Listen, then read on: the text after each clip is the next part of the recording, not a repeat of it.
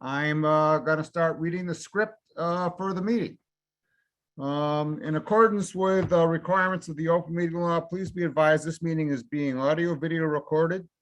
The agenda lists all the topics which may be discussed at the meeting and those reasonably anticipated by the chair. Votes may be taken as a result of these discussions. Not all items listed may in fact be discussed, and other items not listed may also be brought up for discussion to the extent permitted by open meeting law. Please address all comments to the chair. Well, I got one more person to admit here. This meeting of the Conservation Commission is being held by Zoom at the link provided in the agenda. The agendas are always posted on the town calendar. The meeting ID for this Zoom meeting is 766-316-7607. So if you're watching at home and you want to participate, you can open Zoom, put in that meeting ID and connect it, and you'll be able to participate in the meeting from home. First thing we're going to do is take a roll call vote to see who's here. As I said before, I'm Bob Pease. I don't believe Rich Birch is with us. Jeff Viviano. Present. Patty Adams. Present. Katie Childs. Here. Mike LaRouche. Here. Mary Wilson. Here. Our associate member, Richard Tremblay. Present. And our conservation administrator, Nadia Madden. Here. All righty then. First, is there any public, are there any announcements from members of the commission? Or comments from members of the commission? Are there any comments from members of the public? You can raise your hand if you go to the bottom of the screen. There is a reactions panel will pop up, and you can click on raise my hand if you want to raise your hand and participate. And that's true throughout the entire meeting. Since there are no public comments, minutes of the previous meeting, I don't believe we have July 6th, but we all received today, June 15th. I'm looking for a motion to approve the minutes of June 15th. So moved. Do we have a second? Second. All right, motion and seconded. Roll call vote. Jeff? Aye. Patty? Aye. Katie?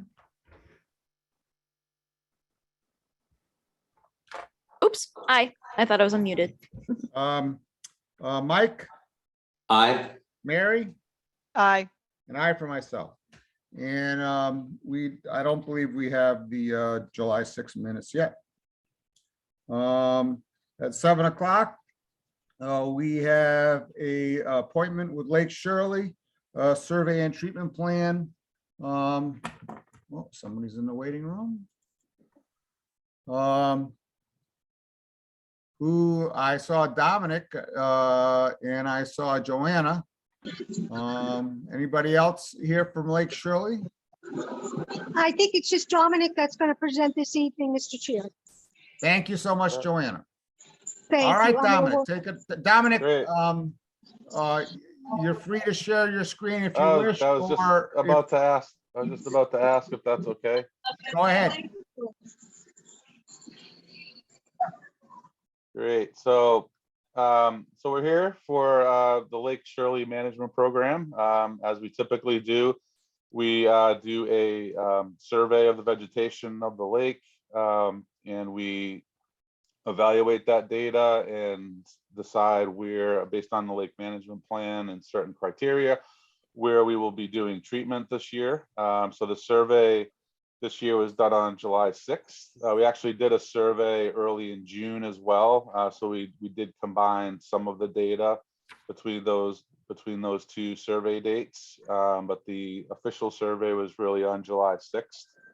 We went and surveyed. As you know, there's 65, actually 66 different data points that we collect data on. Hopefully, I believe everybody should have a copy of our pre-treatment survey report and treatment plan dated July 12th, revised July 18th, just slightly.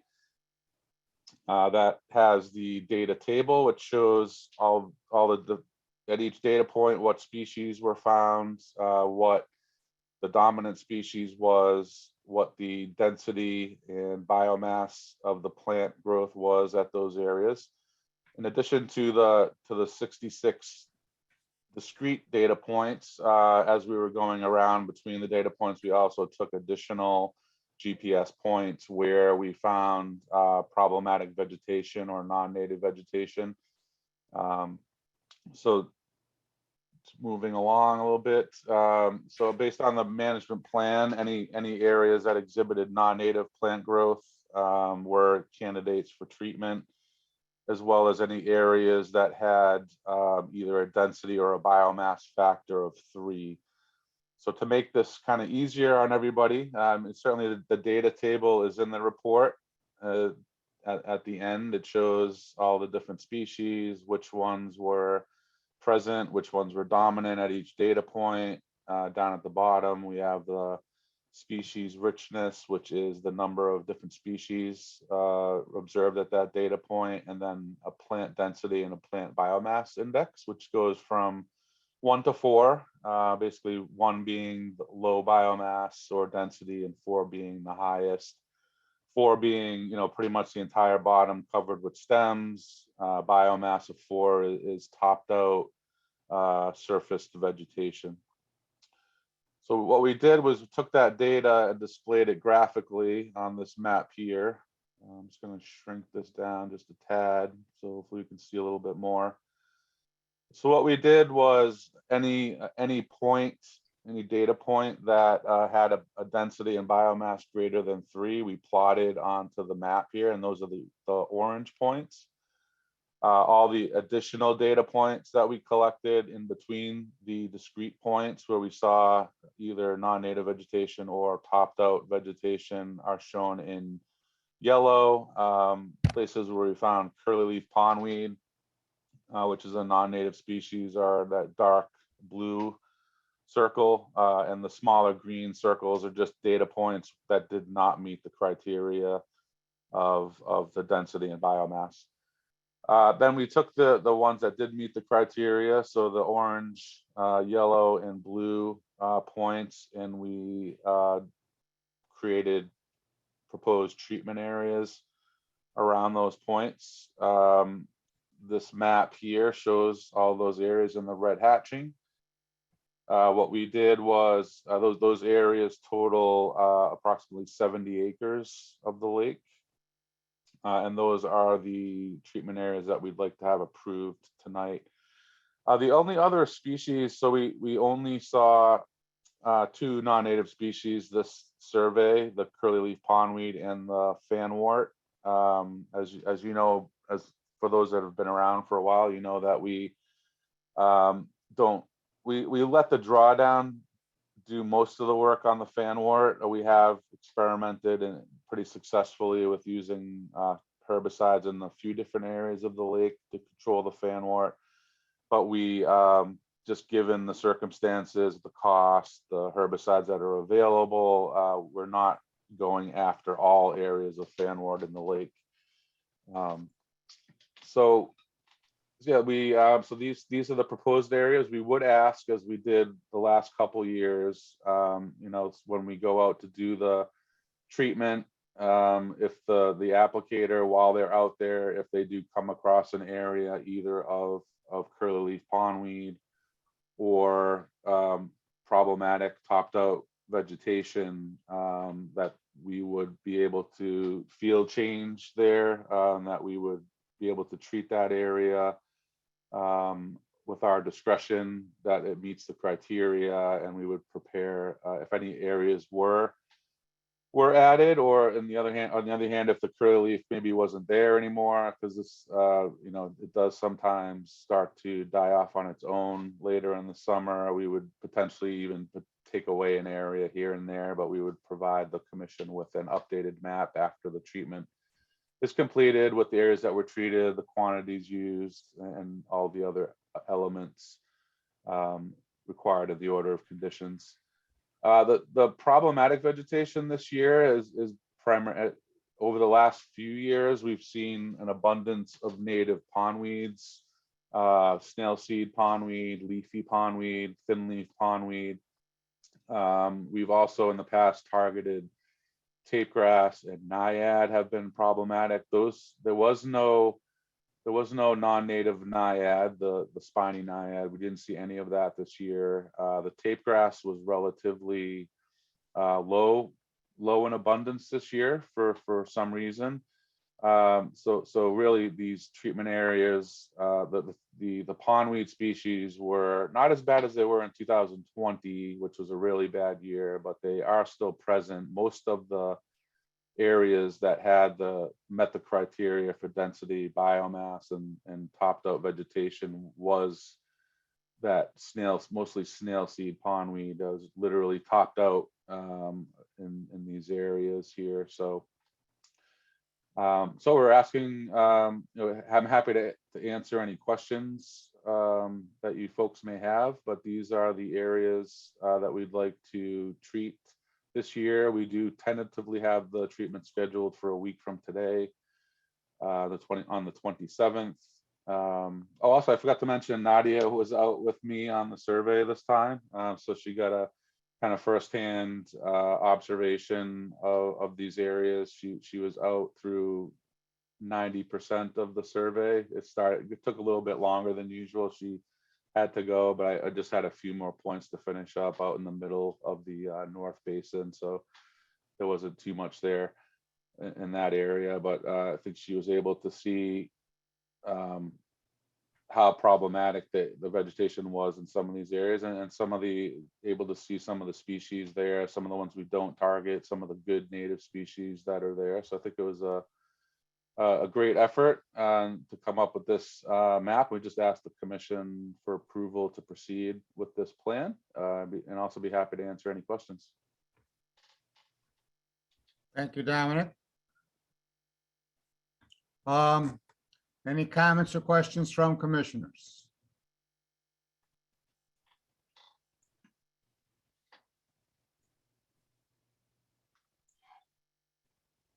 And I'm sorry, Dominic, what are you going to treat with? Oh, that's a good question. Sorry, I left that out.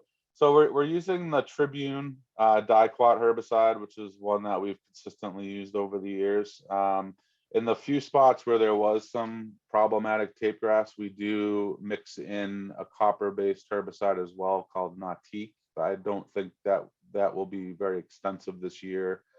Most of these treatment areas will be treated with the diquat herbicide. Thank you. Any other comments or questions from members of the commission? Any comments or questions from members of the public? John Fortune. Hi there, John Fortune, 50 Hemlock Drive here in Lunenburg. Dominic, has any notifications gone out at this point to the residents or newspaper or anything like that? You were talking about doing this a week from now? Yeah, so we haven't done that yet, which is why I said tentatively. I need to catch up with Joanna tomorrow to see if we have time to get things all set up for the 27th, or if we need to move that out a little bit. But the goal would be to get the posters up and get an ad in the paper. And I'm sure I can let Joanna speak up, but I'm sure there's other, I'm sure it goes up on the website and other stuff. She can probably say more about that. We have put it on our website and on our Facebook page. We haven't advertised it or put it on signs as of yet because we needed approval this evening to be able to proceed forward with that date. So we couldn't advertise till we receive, hopefully, the board's permission this evening to move forward. Okay, and I have a follow-up question if I could for Joanna. Go ahead, John. Thank you. Thank you, Mr. Chairman. Joanna, we're reviewing our lake management plan a little bit later on, but I was curious. Does Lake Shirley have any weekly data that they provide to the commission? Not weekly, no, but well, I say unless the clarity of our lake water deteriorates and gets below a 5-foot clarity level, then we send weekly water samples out, tested, and provide those to Concom. Okay, great. Thank you. You're welcome.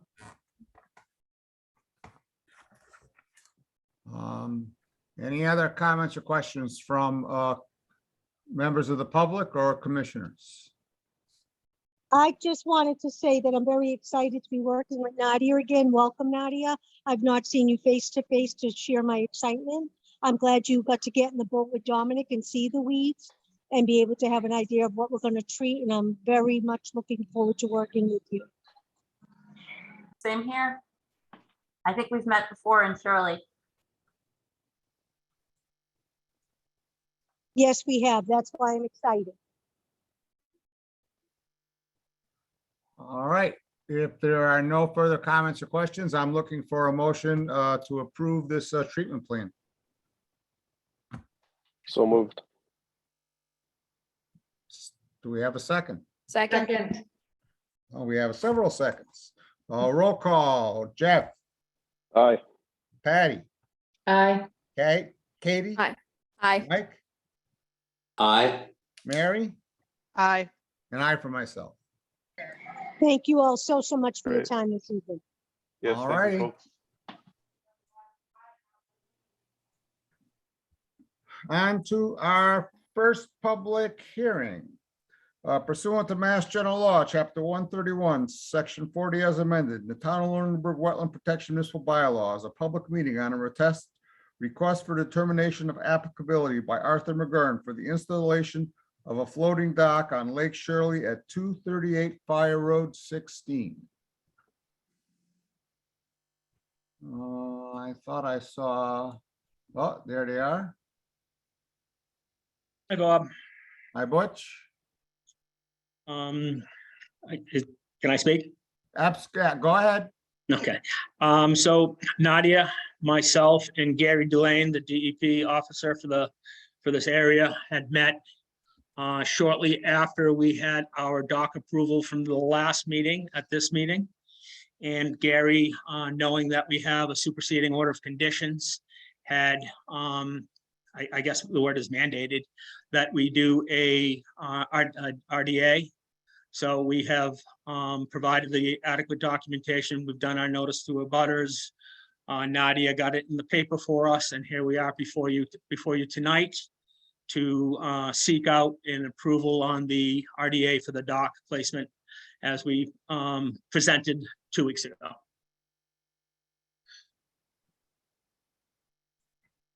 Okay. So this is the same. So refresh my memory, we did this as a field change 2 weeks ago, correct? Correct. And so now we're reconsidering it as an RDA.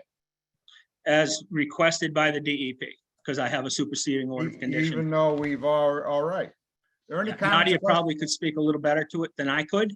Sure, She's- Gary explained it pretty well in the field. The issue is that DEP can't really amend a superseding order of conditions. So the way to actually permit this properly is to just sort of do it under a separate RDA from the rest of the project.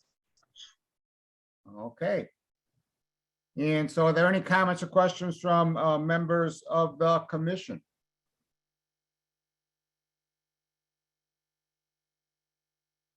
Are there any comments or questions from members of the public?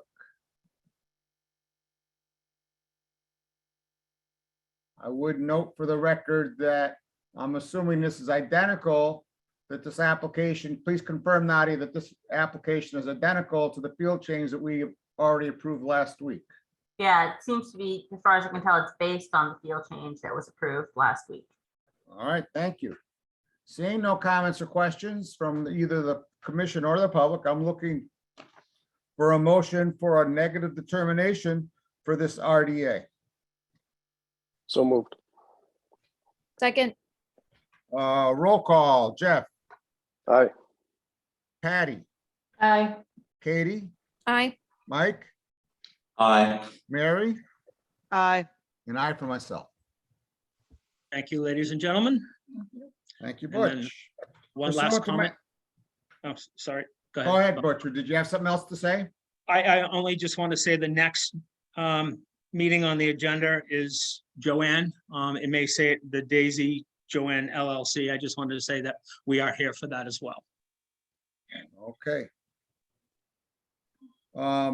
Pursuant to Mass General Law, Chapter 131, Section 40 as amended, the Town of Lunenburg Wetlands Protection and Municipal Bylaws, a public meeting on a request for determination of applicability by Daisy Joanne LLC for septic system repair and associated grading within the 100-foot wetlands buffer at 55 Maple Parkway. Who is here for that application? I am Doug Smith from Soil Smith Designs. Thank you, Doug. Mary Ann, are you also here for that? Yes, I am, just in case. Okay, All right. all right, and so do we have a plan? Doug, do you want to share your screen, or you want me to ask Nadia to share the screen? If Nadia could do it, that would be great. I'm sure she can. It just may take, oh, look at that. See, she's way ahead of me. Right.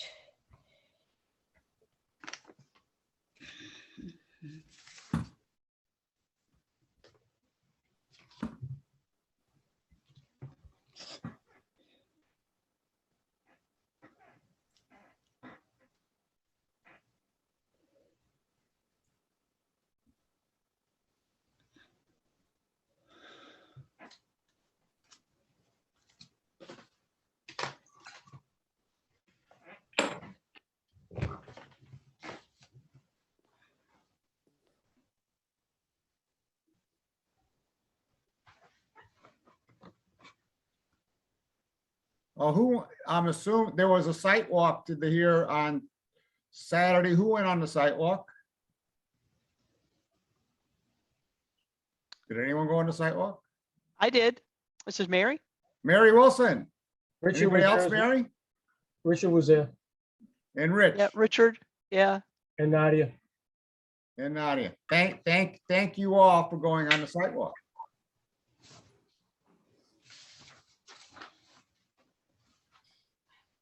And so, Doug, can you please, based on what you see on the screen, describe what you're doing here? Yes, it's a replacement septic system, and on the south side of the property, or as you're looking on the screen to the left, there's a non-perennial stream channel. I flagged the very beginning of where I saw it as B2, and then continues along the property line, another flag B3, and then it eventually curves. It's about a foot deep in depth and about 3 feet in diameter. When I first went to this property early in the spring, it was flowing with water, but it has been dry since, of course, with the drought that we have. I have trouble determining exactly where it starts because before B2, there is no defined channel. So it's definitely a very seasonal situation, and but I've worked hard to make sure the septic system itself that I'm designing is at least 51 feet from there at the closest point, and everything is the work we're doing would be out of the 30-foot no disturb zone. So trying to do the best we can to get a replacement system and meet the regulations of the commission. Thank you, Doug. Any comments or questions from members of the commission? Jeff Viviano. Yeah, I was just wondering, just looking over the plan, is there any chance you can get the wattles at the 30-foot no disturb line instead of much closer to that perennial stream as it's showing right now? There's a fill line you've got the 15-foot breakout and then one more line, and that comes pretty close to the 30. It could squeeze in. I don't know if anything's, that existing shed that's shown isn't really in the greatest shape. I don't know if that's something that would be taken out or what, I don't really know, but the waters could go to the north side of that shed and get out of the 30, I would think, yes. Okay, yeah, the only reason being is just so that the contractor that does the system knows that that's kind of the limit of work is that 30-foot no disturb. It looks like it could be done just using that as the limit. And I was planning on staking out the water, so I'd be happy to do that and get it probably a little bit less than the 30, 31 feet Okay. away, but I think. Okay. Any other comments or questions from members of the commission? Any comments or questions from members of the public? This is. I just wanted to note that because of the timing with the drought, that it's not possible at this time to designate a not flowing stream, at least for DEP, as being intermittent. Okay, Unless it doesn't show up on the USGS as a perennial stream. I mean, if it shows up as intermittent, it's intermittent. and as far as I know, this does not show up on the USGS. It doesn't meet the criteria Right. for a perennial stream. But I'm looking for a motion for a negative determination with the condition that the wattles be moved to inside or outside or farther away than 30 feet from inside the 30-foot no disturb zone.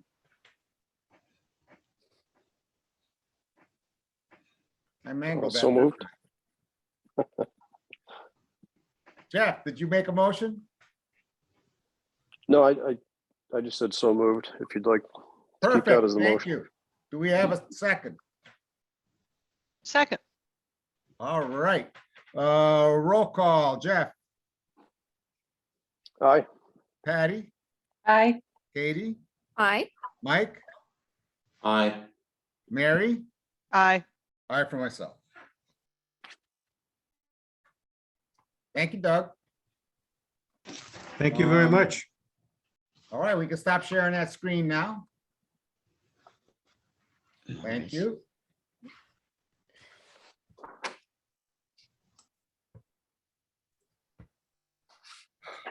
Pursuant to Mass General Law, Chapter 131, Section 40 is amended in the Town of Lunenburg Wetlands Protection Municipal Bylaws. A public hearing on the notice of intent, DEP number 208-1261 by Ed McSweeney for the construction of a house and associated grading in the buffer zone, Lot 5, Northfield Road. Who do we have here for that? That would be me, Angel May. how do you- Latonin. Latonin? Yes. Did I say and it right? Angel, this is Ed McSweeney. Unfortunately, from a technical point of view, I'm just on the phone, but I'm sure Angel can handle the presentation, and answer your questions, so. Okay, Angel, are you prepared to share your screen or would you like Nadia to do that? I'd like Nadia to do that, please. Okay, What do you want me to share first? The plans? Yeah.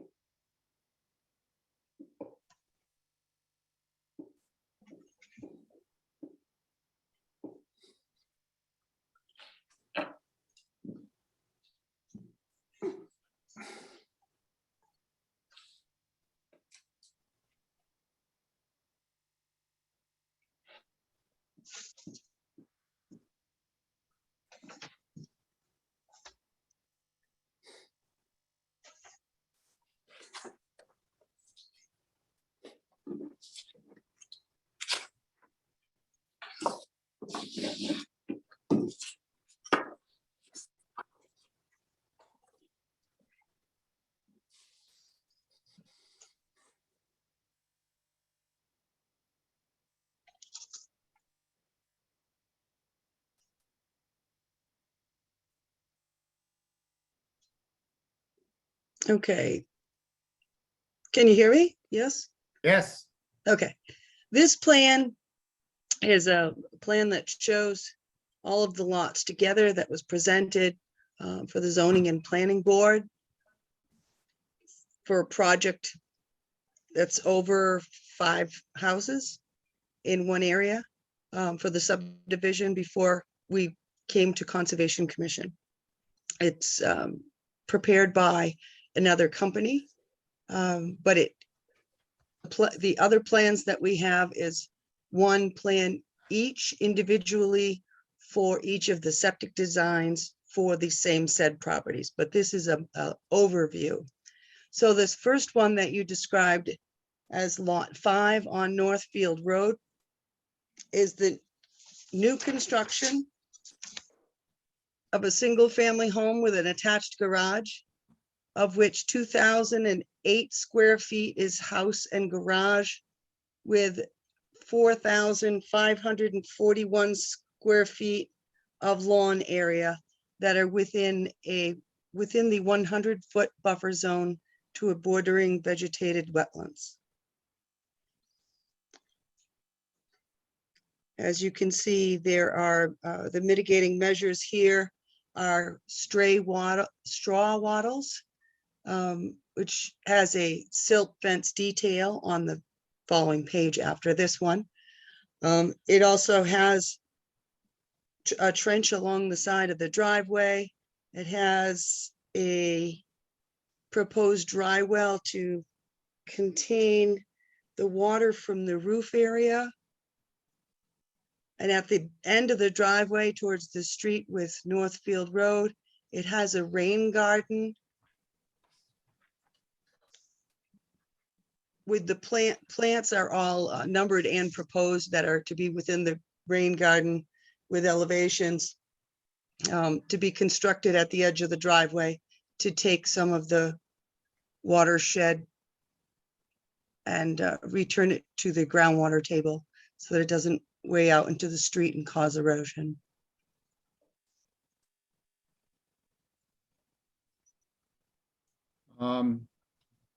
So are we looking at the house at the, which house are we looking at? I have to admit, I'm confused. Okay, we're looking at, this is house 5 is the furthest to the left in the Okay. back. So it would be this, yes. Okay. I'm with you now. Thank you. I'm sorry for that. So the house and the lawn are within the 100 feet. The well, the septic system and most of the driveway is not within the 100 feet of the bordering vegetated wetlands to the rear of the house. And can someone help me see where is the 30-foot shown on this map?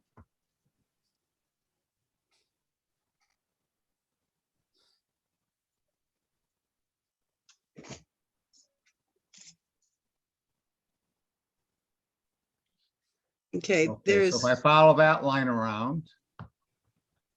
Okay, I see it. Okay. So part of the house is within the 50-foot no disturb zone.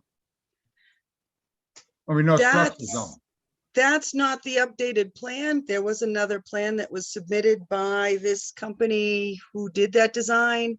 It was submitted on the day of the walkabout that we had done. I had one paper copy in my hand and Nadia had. I'll pull it. Hold on. All right.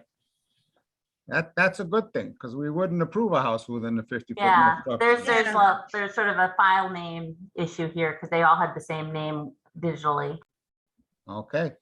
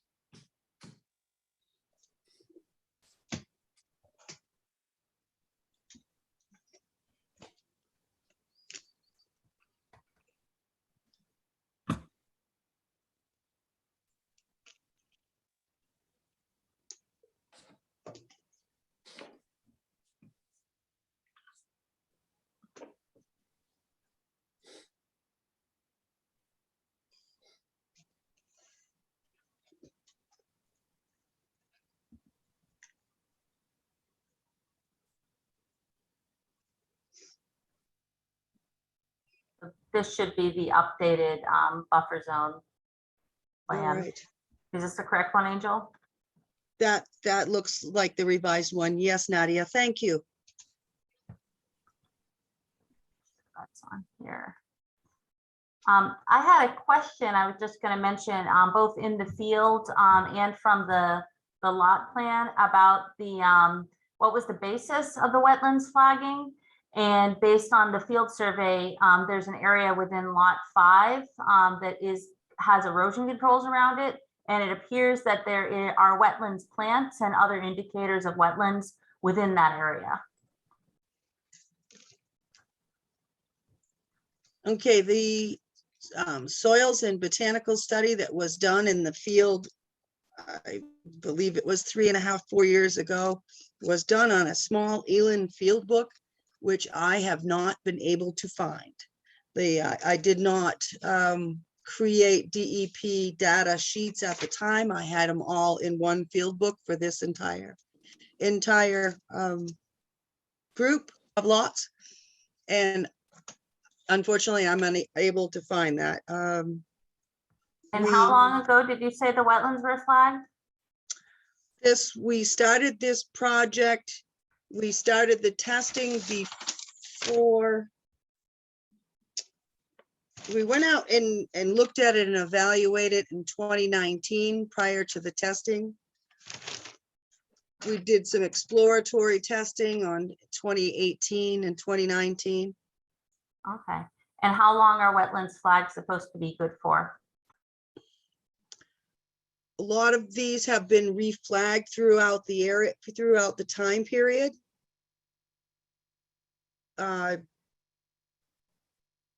I did not file a request for determination for the flagging at the time of the project.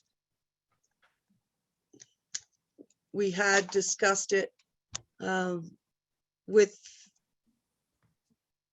the Office of the Conservation Commission at the time for a couple of spots that had been colored in the Oliver system that were not visible on the ground.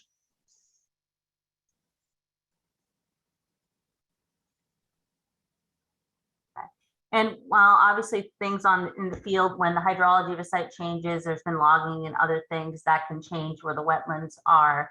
I mean, what is your explanation for what we observed in the area that's has erosion controls at lot 5 in the field? That area between lot 5 and lot 4, since we raised question about it in the field, I have had, we have had a second opinion for another consulting company go in there. The report has not been submitted to me yet. Thank you. So I do not. Angel, I'm gonna call on Jeff Viviano. He has had his hand up for a while. Sure. Yeah, I guess one question is, were there any DEP comments on this, Nadia? Yes. Yes, and I thought I had shared those. Let me The DEP produced the exact same comment for, there's 4 lots from this same applicant, and they produced the exact same comment for all of them. It says all stormwater management features associated with this lot that are shown on the stormwater management plan should also be shown on the site plan for the lot.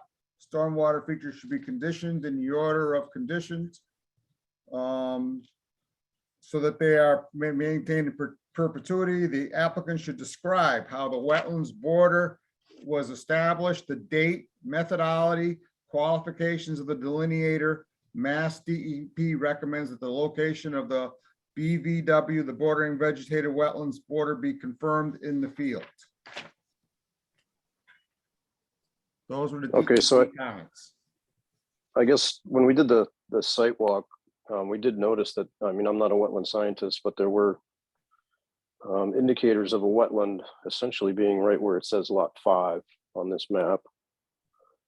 And I guess I had assumed that there would be another wetland determination prior to us actually seeing this.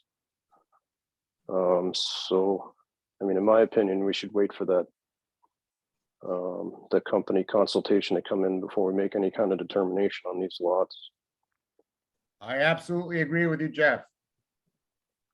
And do you know which company that was that did the new determinations? Angel? Yes, I have hired Matt Morrow. Well, Ed McSweeney has hired Matt Morrow, and I have not gotten his report yet. Don't believe that is legal according to the open meeting law.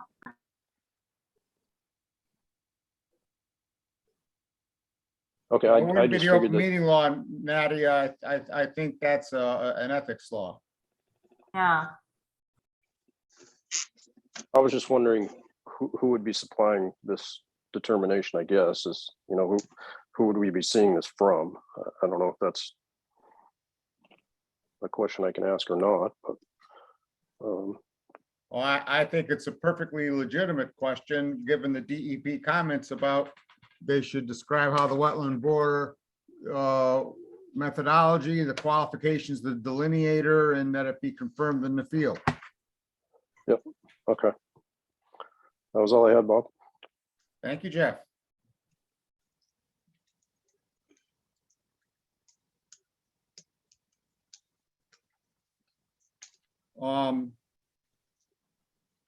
Any other comments or questions from members of the commission on lot 5? So this is the revised plan. And in the revised plan, let's see where the house is now out of the 50. But there's a question about the area that where the label lot 5 is, whether there's wetlands in there, and we're certainly not going to move forward with this application until we've got resolution from a qualified wetland scientist who's able to do work in Lunenburg at this time. So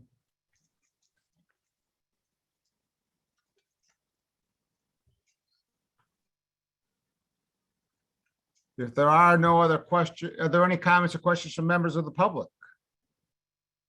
Oh, Mike LaRouche has a question. I just wanted to know if we ask Angel, do you think she could have that answer for us by the next meeting? Yes, when is the next meeting? The next meeting is August 3rd. That is quite possible. Well, I can tell you right now, Angel, I'm going to be looking for a motion to continue to August 3rd. You know, until we've got, you know, a delineation with field notes and the whole 9 yards on the wetlands delineation here, we're not going to be moving forward with this. So,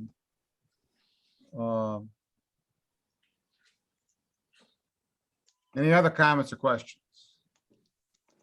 Is there anything else that people would like to see about this lot between now and August 3rd, other than updated wetlands delineation?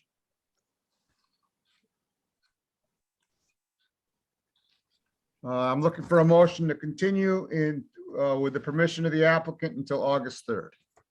So moved. Second. Okay. I'll assume one of those was a second. Roll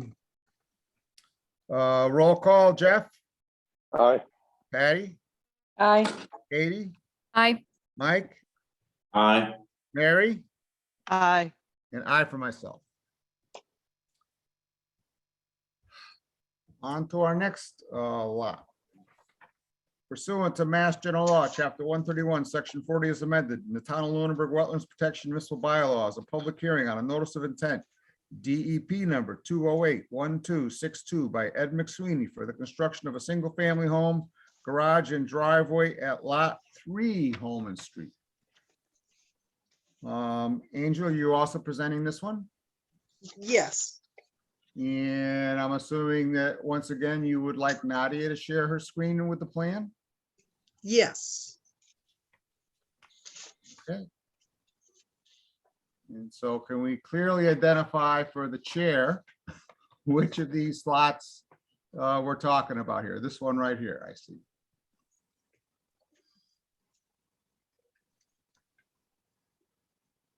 Yes, that is lot 3. The one that's in the lower part of the screen. And this is, where is,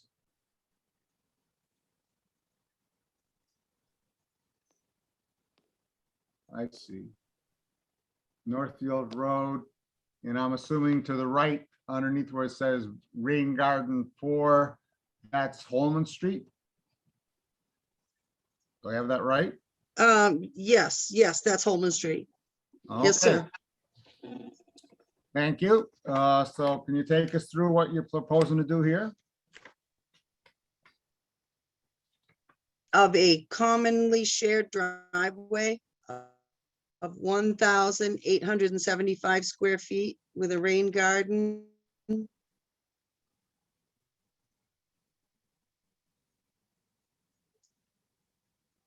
Within a 100-foot buffer zone to the bordering vegetated wetlands. And so can you help me see where on this plan is the, oh, I see the 30 and the 50 is at the top of the Yes, house. the, So the, what's within the 100-foot buffer zone? what's within the 100-foot buffer zone in this Yep. lot would be the shared driveway that is to be shared with lot 3 and lot 4. And the rain garden, that is the grade area just to the, well, this would be to the rear of where the driveway is on this plan, in the shaded area. So it would be the common shared driveway, 1,875 square feet, and the rain garden itself is 1,980 square feet.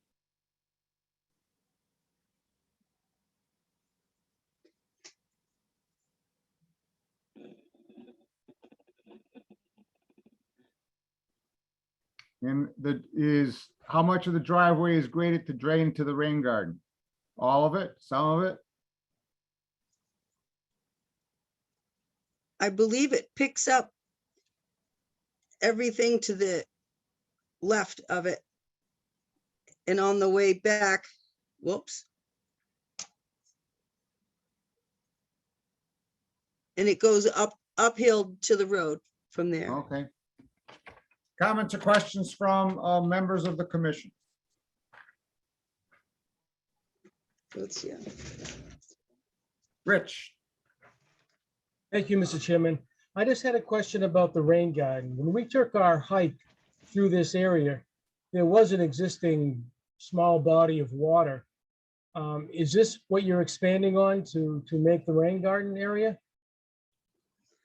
It is not in the same area as the rain garden. It is in front of, I mean, that hole that's wet is behind the rain garden that we're going to be preparing. Okay, thank you, Mr. Chairman. Yeah.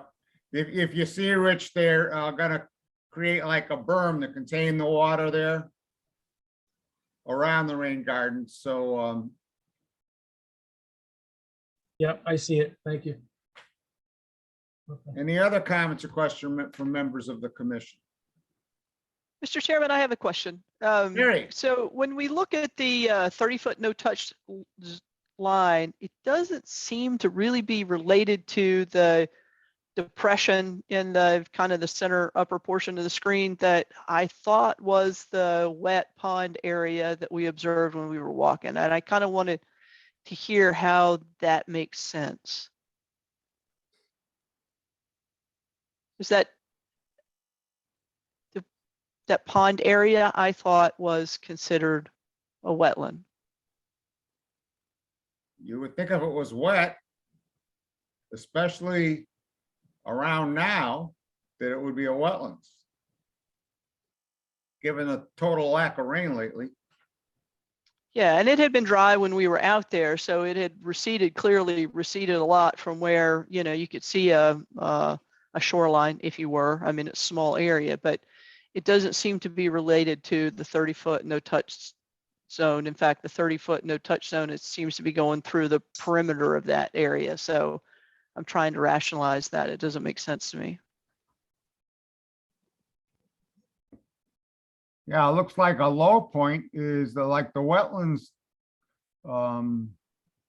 edge. It looks like wetland flags 24 is like the closest point, but it sure looks like to the right of it, that's 80 feet lower. And so it'd be hard. I'm hard pressed to see why. And you would think that the pond would have been right just to the left of where it says shrubs and coordinates. So based on the topography.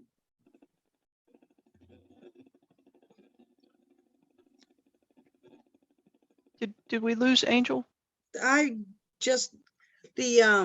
Those lines weren't on the other plan, and which lines are they that I'm looking at? The lines that I'm looking at, the 50 no touch and no structure lines on that part of the plan are new. They were not on the other design, and I don't have an explanation for that right now. I That- guess, that was Angel, not my on the upper question would plan? be, again, I'd go back to the DEP comment about, the wetlands delineation.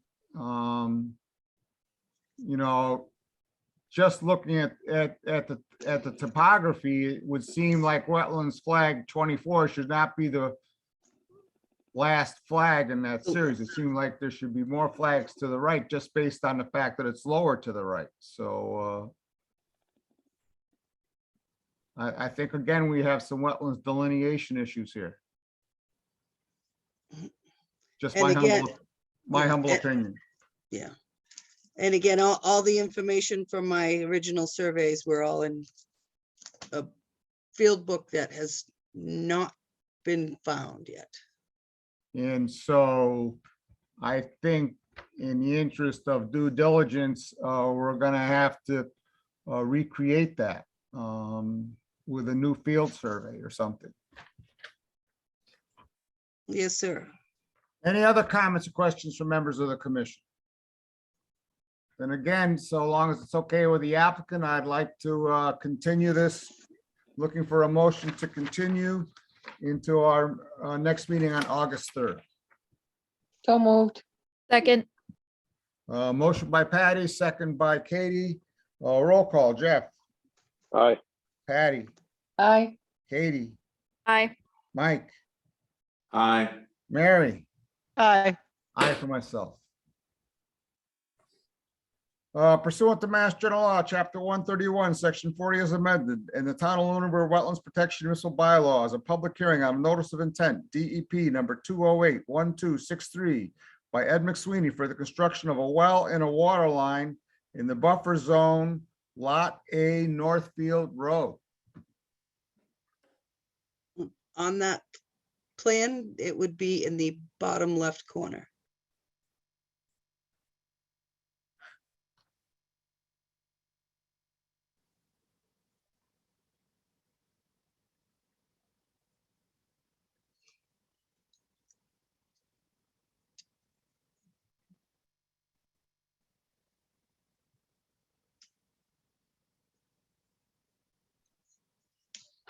And that is a construction of a new family home with the well and the water line within 100 foot of the bordering vegetated wetlands. And so somebody help me, where is the bordering vegetated wetlands here? It's to the rear. The well is to the rear.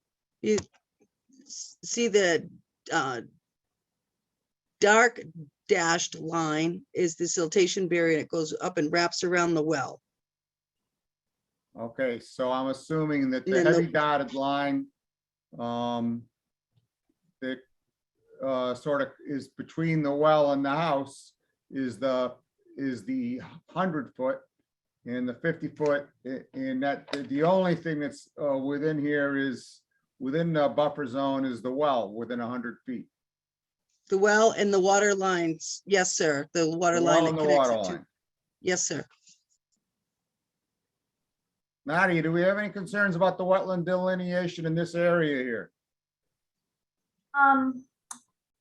To me, seems to be a stream that is connecting to wetlands. However, I don't think it was running the last time that we went to the site.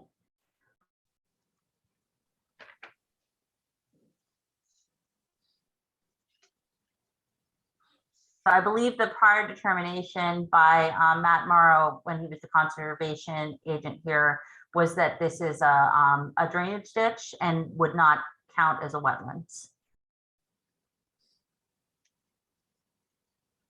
Because it's not connecting to wetlands? I don't know, because there is an upstream wetlands across the street from the site as well, south of here. So if it's a drainage ditch that connects to wetlands and it's, is it more than 200 feet?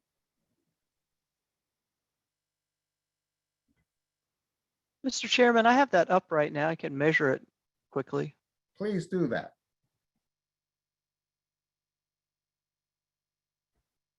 So I'm measuring the distance between the upstream and downstream wetlands. I'm assuming you're doing this on GIS? Mass Mapper. Yep. Line of sight shows that at 476 feet.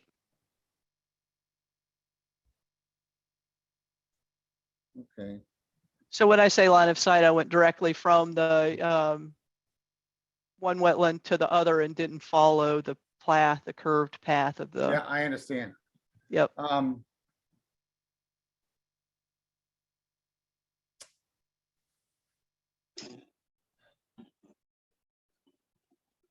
And do we have anybody's field notes on this?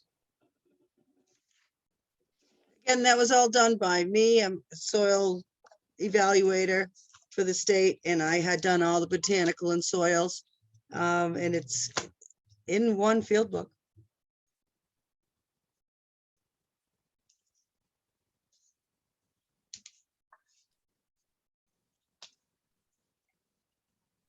Well, you know,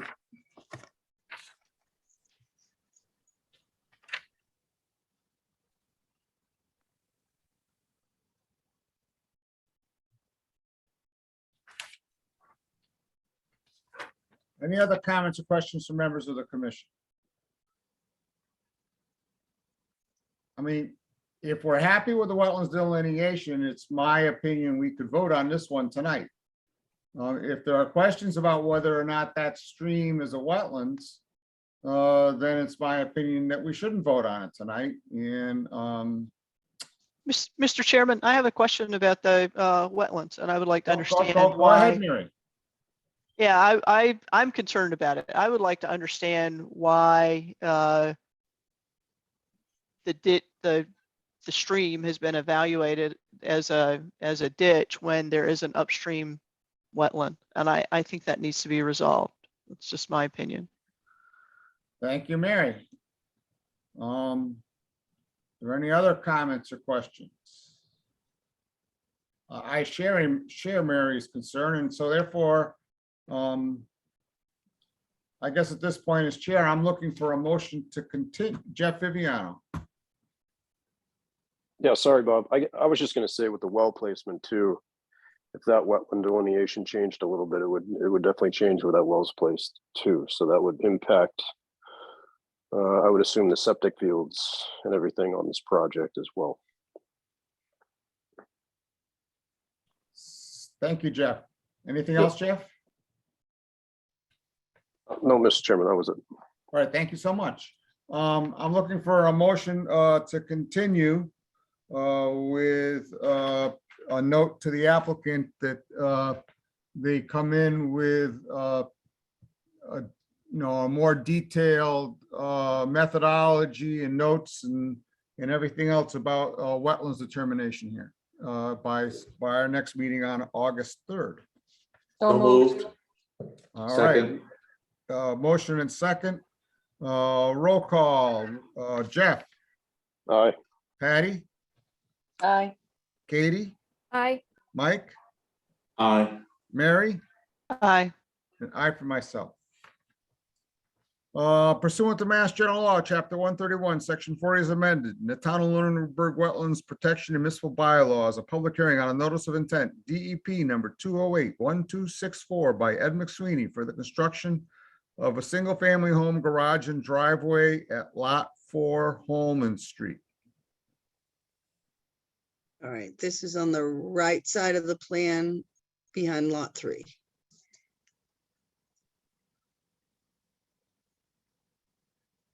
And this uses a common driveway with lot 3.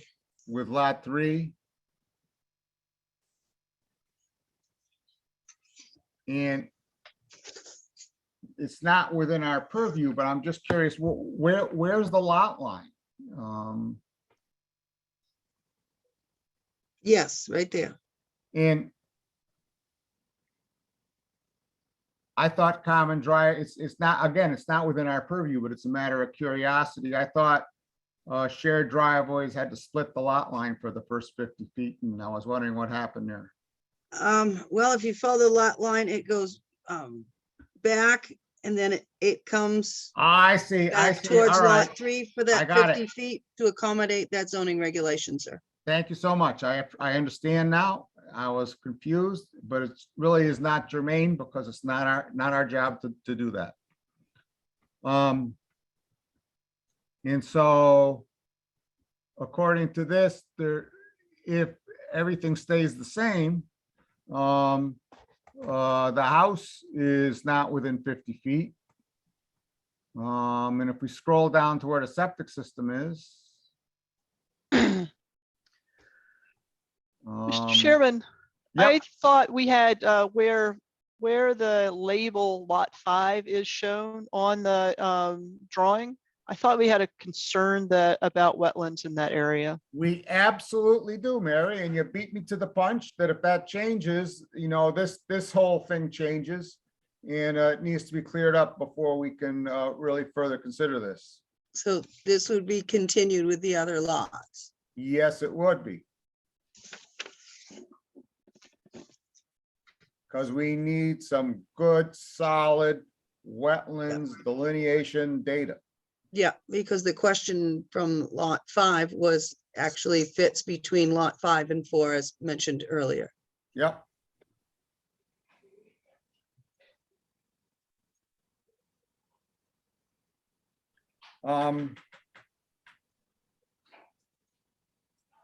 There any comments or questions from members of the commission? Any questions or comments from members of the public? I'm looking for a motion to continue with the permission of the applicant to August 3rd. So moved. Thank you, Mike. Do we have a second? Second. Second by Patty. Roll call. Jeff, Aye. Patty, Aye. Katie, Aye. Mike, Aye. Mary, Aye. and I for myself. Nadia, you mentioned you had a concern about Matt Morrow working in Lunenburg? Yes, and maybe that is part of the ethics regulations, as you had mentioned, partly because he was still working as the conservation administrator when intake began for these, for all of these lots. So, you know, I'm not a lawyer, Angel. Yeah. But I would suggest, you know, you find out about Matt's eligibility, you know, to work on this application and, you know, before you proceed. Because clearly wetlands delineation accurate, data on your wetlands delineation is going to be very important to these things proceeding, and I'd hate to see it,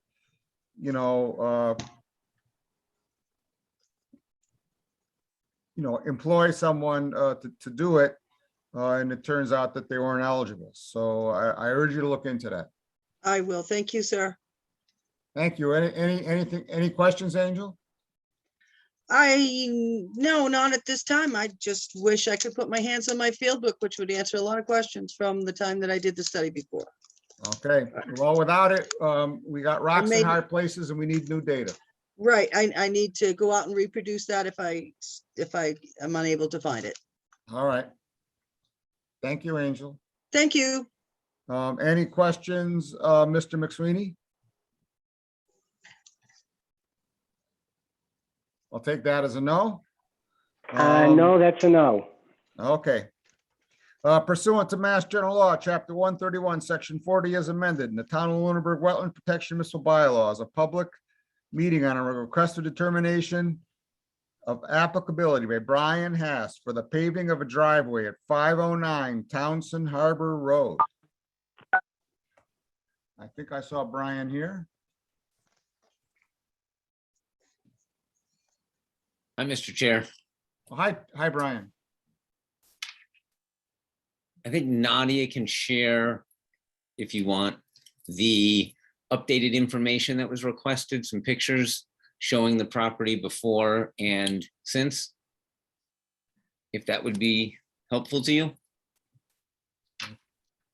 Nadia, are you able to do that?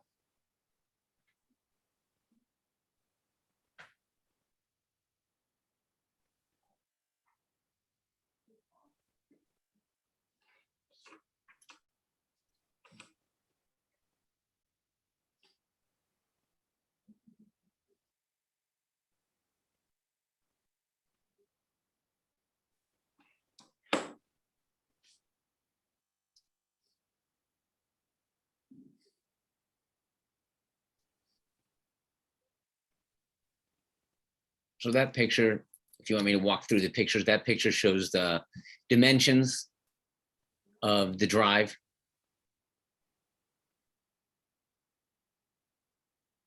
Okay, and is the that piece to the left, is that the turnaround that we were discussing at the last meeting? Yes, Mr. Chair. And is all of that on your land? I don't know that. I would think that would be important to know. I've reached out to Hannigan Engineering and worked with Chris to get authorization to have a survey done. Okay.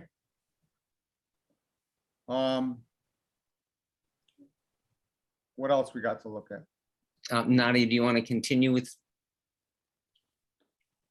the other pictures?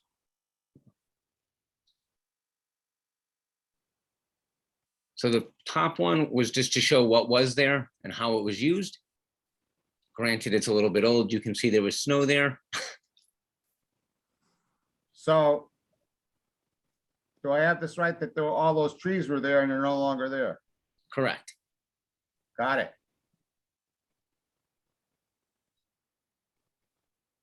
That would be same space, more recent picture, seasonally.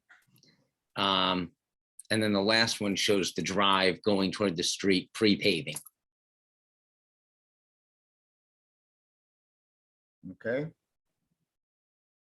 And that shows where the street was repaved and the drive had an incline going down that. So in between there was a big bump. The town actually put that small ramp in after they had paved the road a second time or put a top coat on it. Yep.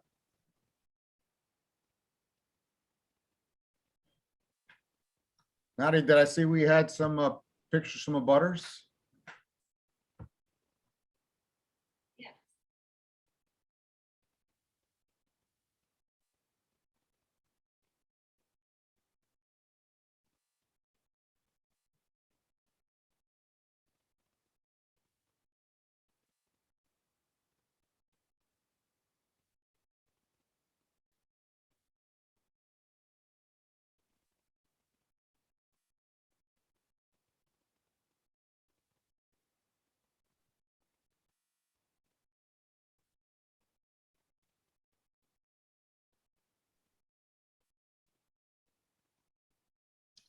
And the wetlands, if I'm correct, is in the back, correct?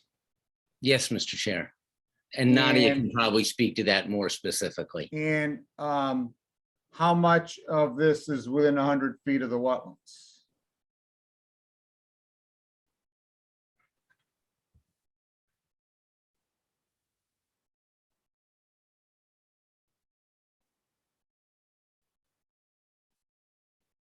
This is a very rough map that I Yep.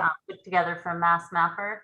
The 30 Yep. foot buffer is in green, the 50 foot is in yellow, and the 100 foot is in red. So it would appear from that none of this is within the 50-foot no structure. All of it's between the 100 and the 50 on some of it, and some of it is outside of our jurisdiction. The stuff nearer the street is outside of our jurisdiction. Mhm. Yes.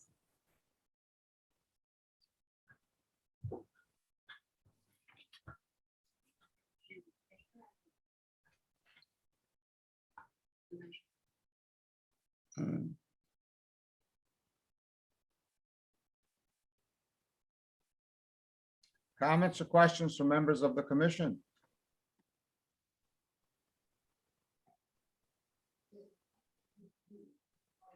Mike? Mr. Chair, can we really make a determination today when we really don't know where the property begins or ends with this applicant? It looks like he may have removed trees from his neighbor's property. Can I assume that? Mr. Chair, if I can respond? Sure, go ahead. The trees that were removed in agreement and at the request of the abutter. There were several houses, my house, my neighbor's house, and one house further down that looked to do improvements on their respective property, mine included. And the neighbor asked, would we be willing to remove trees at our expense to Thank you, improve Brian. the properties? Yes, sir. But I still share a little troubled, although it's not within our jurisdiction, that it's not clear that all the work was done on your own property, and the person who owns the property is supposed to be applying. And so if work was done on somebody else's property, that it's a quandary for us. So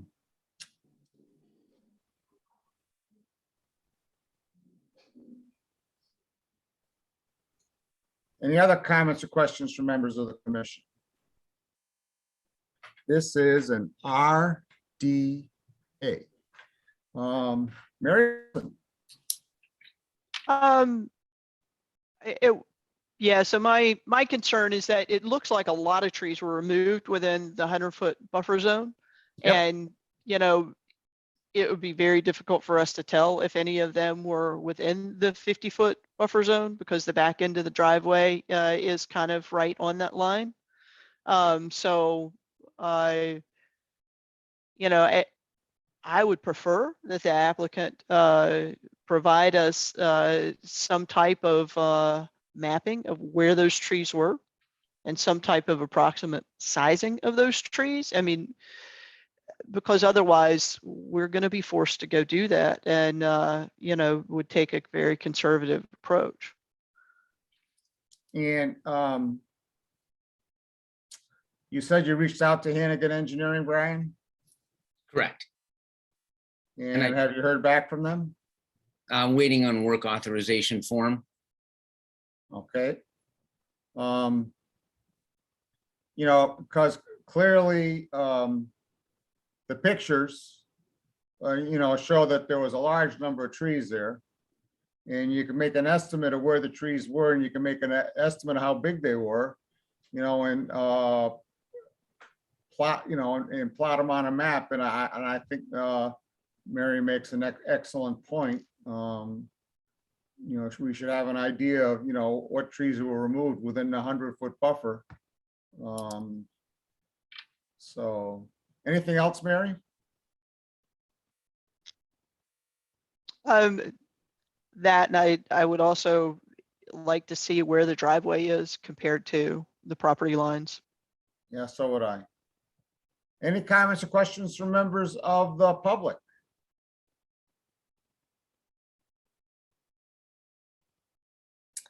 Yes, I'd like to comment. Sue, can you give me name and address? Sure. Sue Petralia, 545 Townsend Harbor Road. I'm the abutter whose property the driveway now sits on. Yeah, there's, obviously I raised concerns at the last meeting. I provided a series of photographs. There's quite a few more there. Post paving. Mr. Haas has lived here for at least 25 years. And we've actually discussed the property boundary in the past. He's got a clear idea of where that property boundary is. And there's no way that he didn't know where it was located. He certainly knew that it didn't extend beyond the vegetative berm and into my lawn. If it was only a foot over the boundary, one might believe he made a miscalculation, and and that would be one thing, but this is not an honest mistake. There's clear intent. In fact, there's a property pin clearly noted on his deed, and I located that property pin with minimal effort. Yet he continues to just shrug this off, deflecting it as if it's not a big deal, but it is a big deal. This extension is built well beyond the boundary. It's, approximately 9 feet of paving beyond the boundary, 14 feet of pavement from the required 5-foot setback by law, and at least 21 feet of my land has been dug up and disrupted. Given all these things, this is not just like what I said, a 1-foot disruption. It's hard to believe that, he didn't know what he was doing. And can we speak to the Wetlands Act, please? Sure.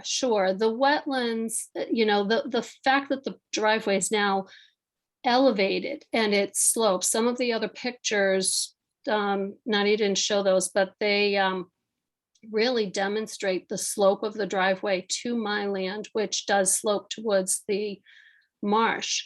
And I'm very concerned about the runoff damage to my land and then potential runoff to the marsh that down the road could create a problem and could be then assessed against me when in fact its source is this driveway. It needs to be repaired and it needs to be brought into compliance with the protections that are there for a reason. I just don't see how this driveway could be allowed to stand as is. He hasn't surveyed it. We do need to have the survey done. And you can see all of the roots and everything. Everything's just been dug up and left like that. It's all uneven. I can't even ride my mower over parts of the land that's there. It's all sloped and it's all kind of torn up. Removing that vegetative berm also removes a filtering system. All of that vegetation, it's permeable and it allows for a filter to make sure that, it slows down and absorbs some of that so that it isn't running off into the marshland as well as onto my property. That's all been removed now, and there is no filtering. So would you care to comment on the removal of the trees, and what role, if any, you had in the removing of the trees? Well, I didn't really have any role in removing the trees. It isn't quite like Mr. Haas represented that, I asked him to remove the trees. The trees were causing damage to my property and I was concerned about that. And I did ask him, how attached he was to these trees. He said, I hate them. We've been talking about cutting them down for quite some time. And I said, well, that's good. You know, I'm relieved to hear that. You know, I personally, I didn't have any objection to him removing the large trees, but there And was were- still vegetation that was left there and the berm. And in your personal view, were any of these trees or vegetation on your land as opposed to his? the trees that he removed, no, were on his land. Okay, The vegetation that's been removed since then in the paving of this driveway, some of that was on my land. okay. You can see that- like where there's that little, in that picture, there's a little tree, little pine tree there. There was a area of land, clearly from the before pictures you can see, that was all vegetative between his property and mine, a clear strip. And so the large trees were removed, but all of the other small amount of vegetation and plants and that, those were still there. And that was fine. That helped to create, you know, protect from any kind of damage. Of course, the driveway wasn't as high as it is now that he's paved it. Thank you, Sue. I just want to reiterate that we're here to enforce the Wetlands Act and not be an arbiter of, you know, neighborhood disputes. So, I understand. thank you. Any other comments or questions from members of the commission? Mary Wilson. Mr. Chairman, I never took my hand down before, but I did recall something as the abutter was talking. All We right. had asked for at the previous meeting, and I specifically had asked for some information about, or some drawing or something, some way for the commission to kind of objectively understand the elevations before and the elevations after. And I didn't see that in the folder for the new information that was submitted. And you are 100% correct, Mary. And Brian, when you hear from Hannigan Engineering, can you see if they can help you with that? Yeah, can you say exactly what you're looking for again, or I can call Nadia tomorrow and get a little clarity? Mary, you care to elaborate? Yeah, I'd like to see the elevation. So the slope of the driveway, before and after, and the slope of the, or rather the elevations of the berm. I mean, some of the photos you can sort of kind of tell that there's a berm there, but I'd like to know where it was before Okay, and what the current elevation is in that same area now. And I'm sorry, anything else, Mary? No, I think that's it. Thank you. When we say the word berm, to me, the word berm means like an elongated hill that, you know,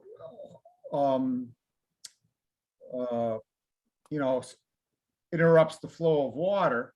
And I wanted to make sure that we're all using the same, because I've heard talk of a vegetated berm, you know, and you could have an area of vegetation that would slow the area of water, but it wouldn't be topographic in nature. What are we talking about here, Sue? Was there an elevated place there, or was it vegetative?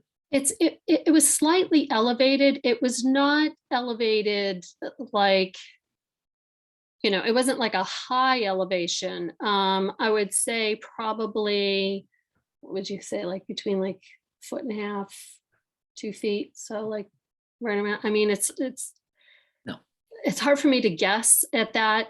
But it sounds like you think it was more than 8 inches. no. Yes, definitely more than 8 inches, Okay. but not something that's like 3 feet high or anything like Oh, that. yeah, I understand, but it wouldn't take Right. much to, so. Right. All right, thank you. And yeah, and then the vegetation is just what was naturally growing there. Someone raised their hand. Who raised their hand? Brian Haas. Yes. Go ahead, Brian. I would agree that there was absolutely vegetation in there. And we both agree to that. A 1.5 foot or an elevation between the two properties, strongly disagree, but I will work with Hannigan Engineering to show the elevation to help clarify that issue. Just to Thank you so much, Brian. Thank you, sir. All right, then, Brian, do we have your permission to continue? Yes, sir. Because you have to agree to continue. And by that, you're waiving your right for a decision within 21 days of filing of your application. Yes. Thank you. All right, and so I'm looking for a motion to continue. Now, I know the way surveying goes. Do you think there's any chance you'll be ready by August 3rd, or do you think we should go to a second meeting in August 17th? I would think, I will call Hannigan Engineering in the morning. I would think they may not be able to put me on their schedule within a week. I would think that would be extremely likely, and I'm suggesting to you that we continue until August 17th, but it's your call, sir. Yes. I would prefer the 17th. Thank you. All right, so I'm looking for a motion to continue until August 17th. So moved.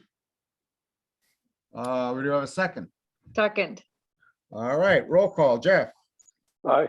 Patty, Aye. Katie, Aye. Mike, Aye. Mary, Aye. and I for myself. Thank you, Brian. Thank you, Sue. Thank you. Thank you. All right.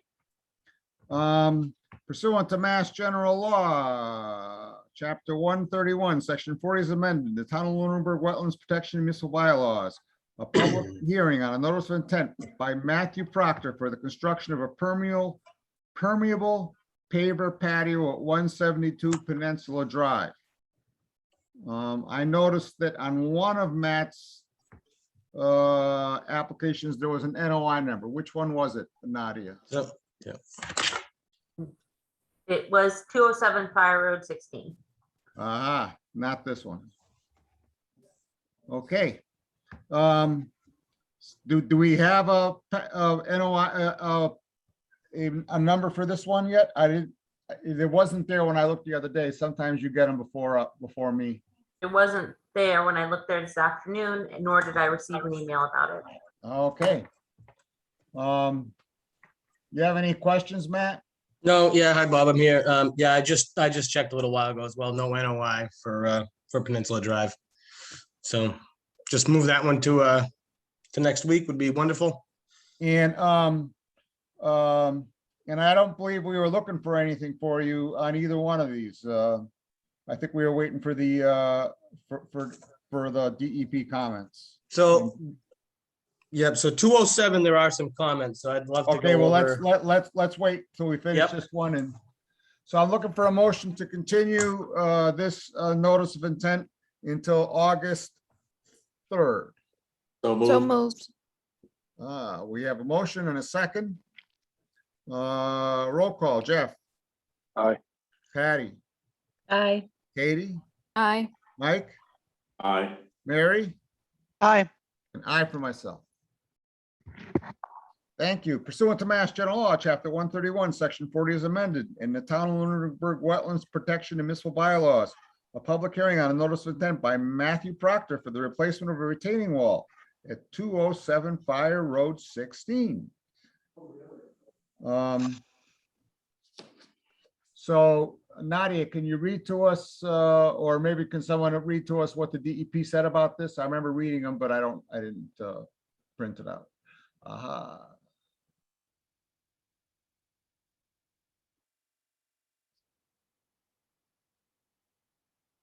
So this should submit a revised WPA Form 3 to account for these alterations, in addition to providing documentation how the proposed cut, blah, blah, blah, Mass DEP. So Matt, do you understand what this means?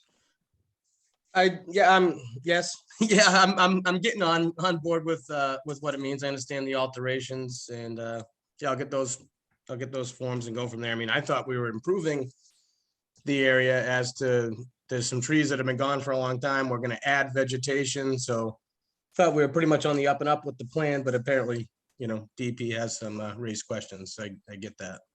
Nadia, do you have any advice from Matt here?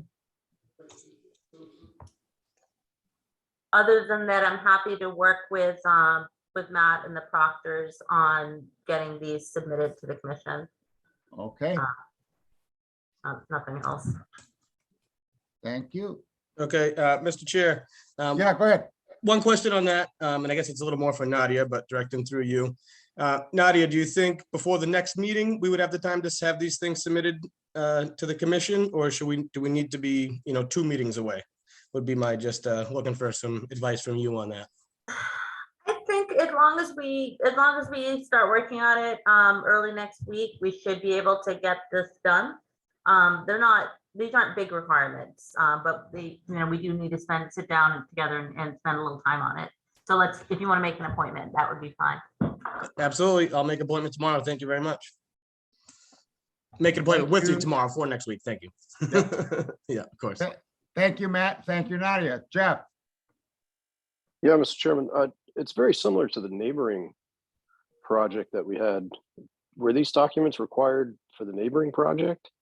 I guess I'm just concerned that we're going to kind of get off track on, being kind of consistent with each of these. Yeah. Whether they were or they were not, if the DEP is asking for it, we're going to supply it to them. Okay, so it's not something that we can just waive, or is that? I wouldn't advise it. This is a NOI. The DEP is looking over our shoulder. Okay.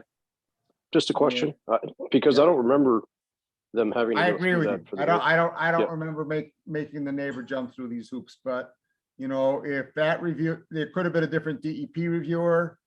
DEP could have occurred to the DEP reviewer this time and not last time. Who knows? Okay. Okay. So I'm looking for a motion to continue until August 3rd. So moved. Second. All right, motion and a second. Roll call. Jeff? Aye. Patty? Aye. Katie? Aye. Mike? Aye. Mary? Aye. And I for myself. Okay. Pursuant to Mass General Law, Chapter 131, Section 40, in Lunenburg Wetlands Bylaw and Regulations as listed in Chapter 239, a public hearing on a notice of intent by Hickory Hills Association for the approval of a whole lake management plan at Hickory Hills Lake at Townsend Harbor Road. I thought I saw Paula Bertram here. And I'm John. here. I am here. All right, Paula and John are both here. Earlier today, Paula had sent a draft language for inclusion in the order of conditions. And Nadia has been working on that. And she sent it out, I believe, to the commission and to Hickory Hills Lake earlier today.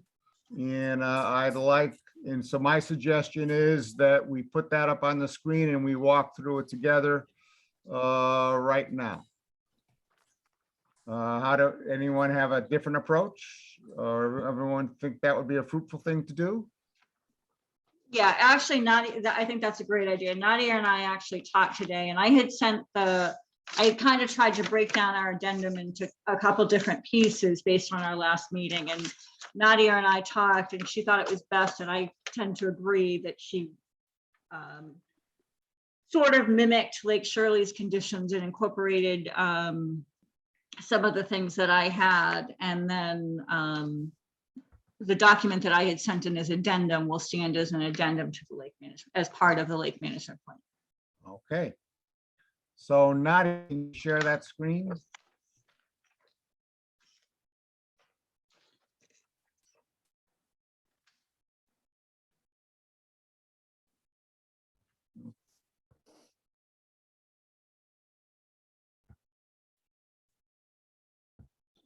So let's look at this first section, sort of the introduction. Anybody, this is all pretty much, it refers to the notice of intent, to Appendix A, and to the addendum, and says that any work shall conform to the documents that they already submitted, and that we have the right to enter, to go to Hickory Hills Lake to check things out, the commission does, and that a copy has to be available for inspection at the office, and it talks about changes, and that it will be a 5-year order of conditions, and that they'll report any problems and what to do in the event of a fish kill. Any questions or concerns about that? Drawdown. Oh, sorry, Mr. Oh, Chairman. go ahead, go I ahead. do. I'm sorry, John, go ahead. I even raised my hand. Yeah, and I ignored you. I know, thank you. We may be doing a lot of this going back and forth, my friend. All right. Number 21, I would like to suggest that the Conservation Commission certainly has the right, but to come by appointment. As it is a private lake, you just can't show up and be anywhere around it, and it would be best if it was by appointment. If the commission doesn't have any problem with that.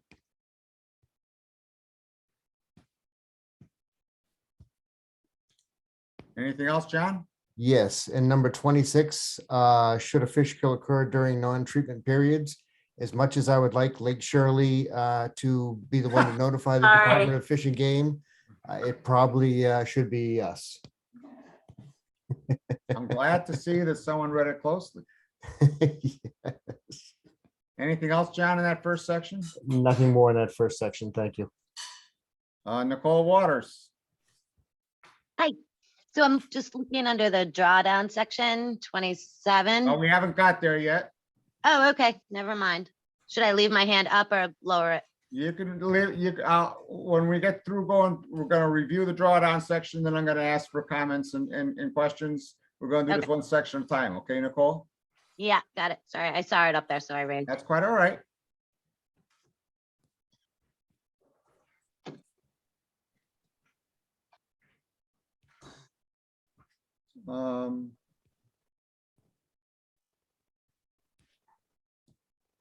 All right, so any other comments or questions about the introduction? Then we'll move on to the drawdown section.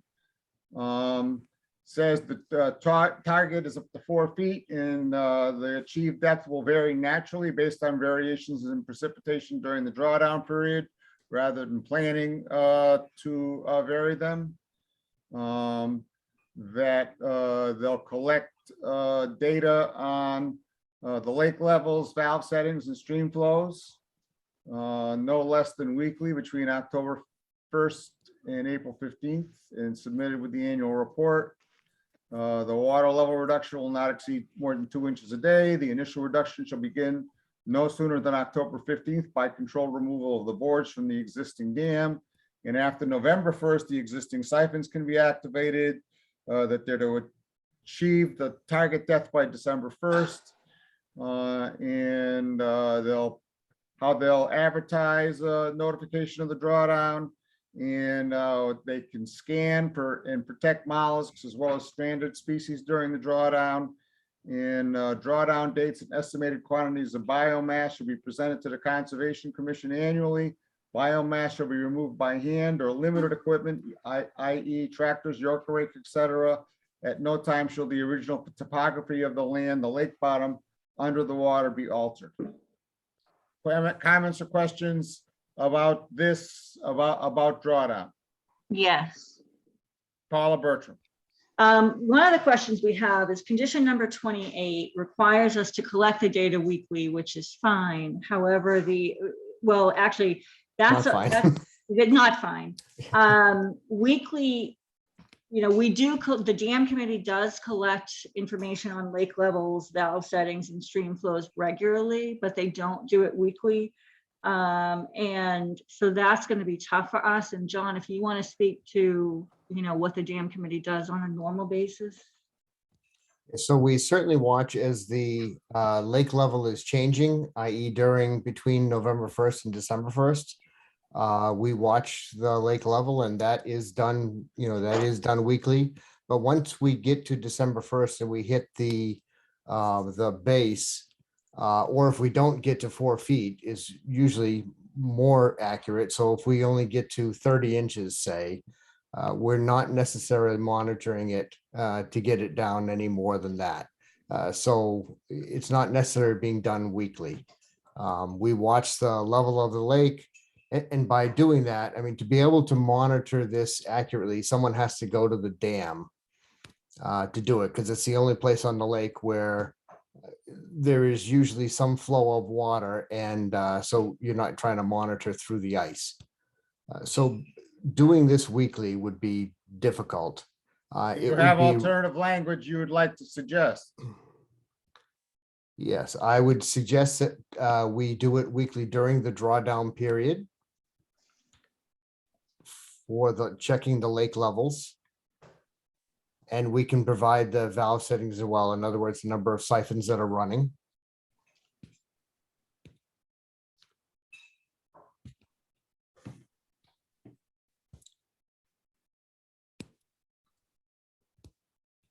It's not clear to me what is meant by stream flow. So That was if a I could get a question. clarification on that. That was a question I had for you, because I don't think you have a very good way. There's not a USGS gauge right downstream, the way that Lake Shirley has. So I'm not sure if you have a way to measure that other than valve settings and the sort of the drawdown levels in inches. Yeah, so we don't. Okay.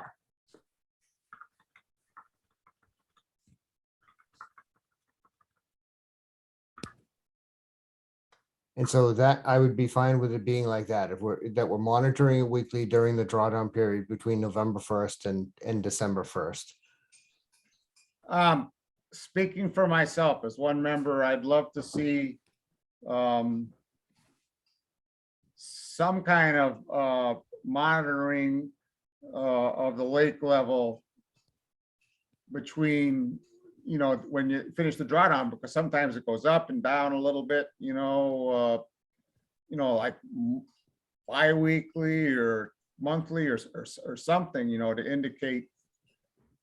Yeah, I think monthly would I'm be. only one commission member, so. Monthly would be reasonable to be going down to maintain it. And it will probably be more than that. I mean, it's reasonable every time we go down and if we're making any changes at the dam or we're monitoring the siphons, et cetera, that we do it. I just don't want to be bound to weekly because it's a lot. So monthly would be good. And if we can provide more data than that, we will. We don't have any problem providing the data. We have a problem And- getting down to the dam to measure it.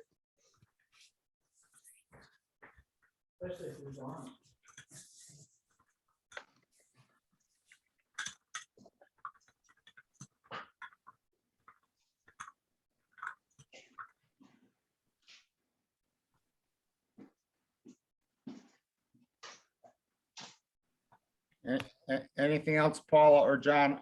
Yeah, on this? I'm sorry. Before I not go to, on- I think before I that go one's to fine. Nicole. No, not on that section. No, I have others on that section, but not on that number. Well, what else you got on this section? And then we'll go to Nicole. So on number 31, it should be on or after November 1st. Because that's when it is. And that is a question from DEP as well. Is freezing ever an issue during that time with the siphons? No. We have not had a problem with freezing of the siphons as of yet. We insulate them. They are insulated. Yeah. And then on number 32, DEP has extended this date, this December 1st date. So I would just say, add to that, or as DEP mandates. On number 32.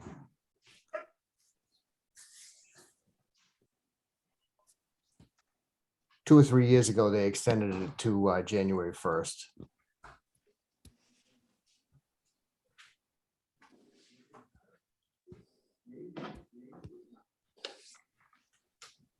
Anything else, John? I think the rest of that looks fine. Thank you. Nicole? Hi, just looking for some information really from Nadia or the Conservation Commission regarding number 27. So it used to be like a 3 foot, 4 foot, 5 foot, 0 feet drawdown.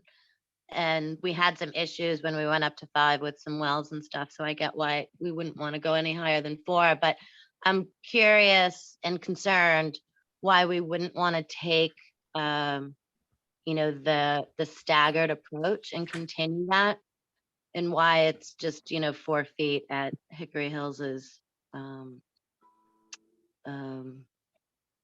decision. I'm personally concerned, that's all. I don't I'm not a expert at this stuff, but from what I read, you know, the staggered approach is something that can be beneficial or is beneficial. Thank you, Nicole. Sure. Anything else about drawdown? Well, I'm looking for some feedback from conservation. Thank you, Nicole. Do you want feedback from me, Bob? You can speak to it if you'd like, Nadia. Sure. So one of the general things is that we are trying to get in better compliance with the GEIR. And actually, as DEP has reemphasized to me, DEIR recommends only up to 3 feet of drawdown. My understanding is that Hickory Hills really wanted to have the option of going to 4 feet, and that I wanted to note that it is written they are to be up to 4 feet. So this doesn't preclude a staggered approach going up to 4 feet, but it doesn't allow necessarily to go beyond 4 feet in drawdown. So it really is up to the commission to decide if you want to approve something. You can do a deeper drawdown than the 3 feet that's recommended by the DEIR, but it's up to the commission to discuss and make that decision.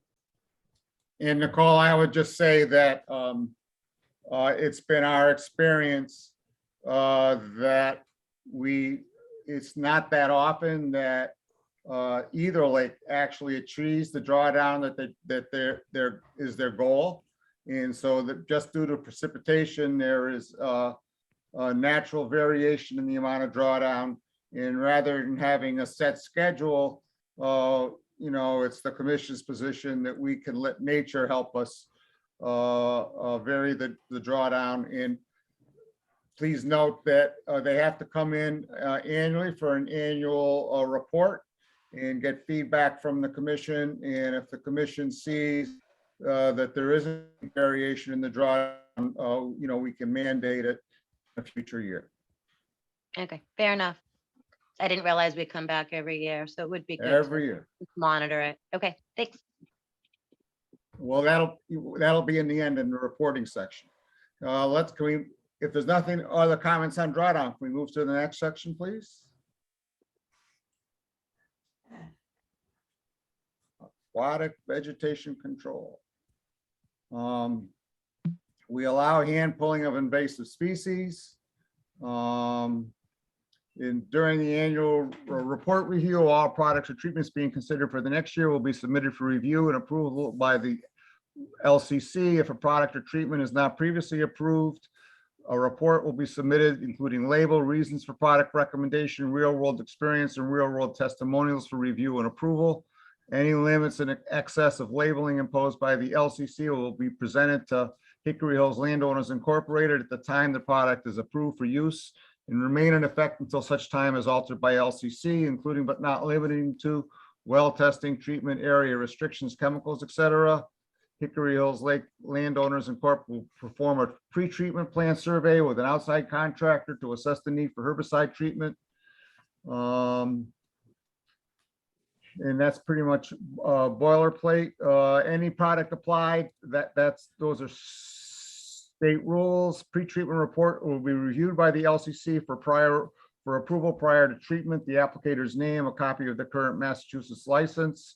Pre-treatment report shall be submitted at least 7 days prior to a scheduled meeting. All notification channels shall be used to inform residents of herbicide treatments and applicable water use restrictions a minimum of 1 week prior to treatment.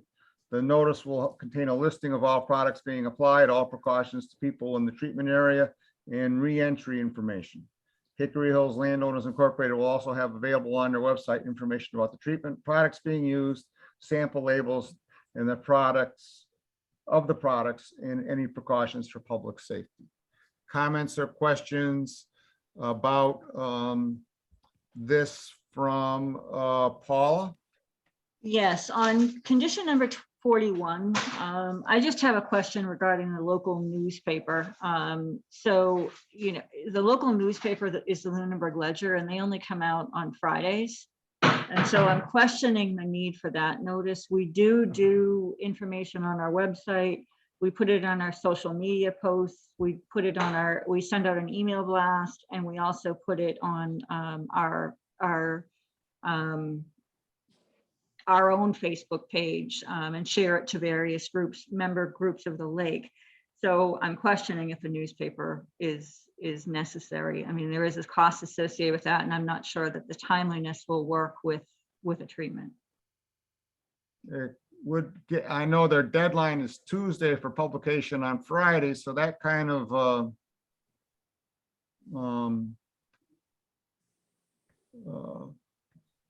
that is a time constraint. Do any of the commission members have any wait a minute, I got somebody in the waiting room. I should look at I admitted that person. Anybody on Jeff. Thank you, Jeff. Yeah, I would be in agreement that we can remove that with our meetings being on Wednesday and that being the limit on Tuesday for the local newspaper. I mean, personally, I don't think, you know, a handful of people probably get that newspaper these days, and I don't see really with the signs around the lake and with all social media that we have now, I think we can remove that language, just personally. I would agree with that. Does any other commissioner like to weigh in on that?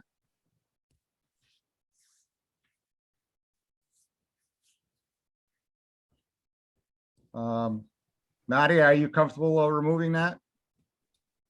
Yeah, only reason I had it in there was the only one that made sense, that from Lake Shirley. Some of the other ones from Lake Shirley is owned by the town, so they have a different level of, I think, town sort of town hall reporting than I think, you know, a privately owned lake would necessarily need to have. But I think it's true. It is a hardship to try to put things in that particular local newspaper. The other question that I had along that same vein, Nadia, is a note to a written notice to the town manager, and I'm not clear on why that would be.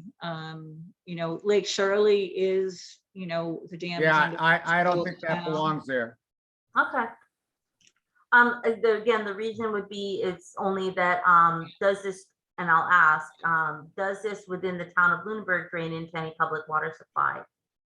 I know it does within downstream towns, but not within like not within, I'm not sure if it does within Lunenburg. I don't think so. Okay. We can check, but I don't think so. Anything else, Paula, in this section? Nope. John Fortune? Yes, so this section basically eliminates the use of diver assisted suction harvesting, because it only talks about hand pulling of invasive species, but nothing about dash. And I think we should have well, I'm not sure what the commission is on that, but we have had dash in the past, and it's just, I don't know if it's purposely excluded or just overlooked.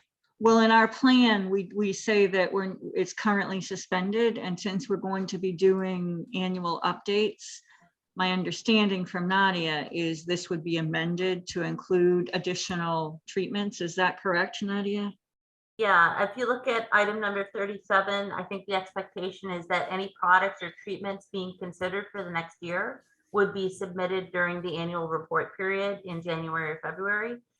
So there's sort of time to talk it over with the commission. as you go along.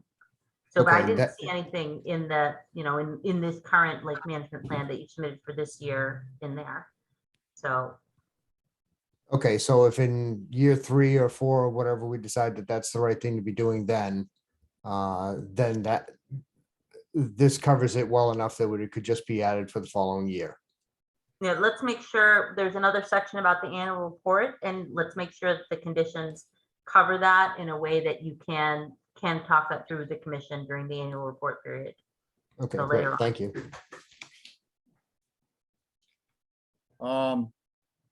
Jeff Viviano?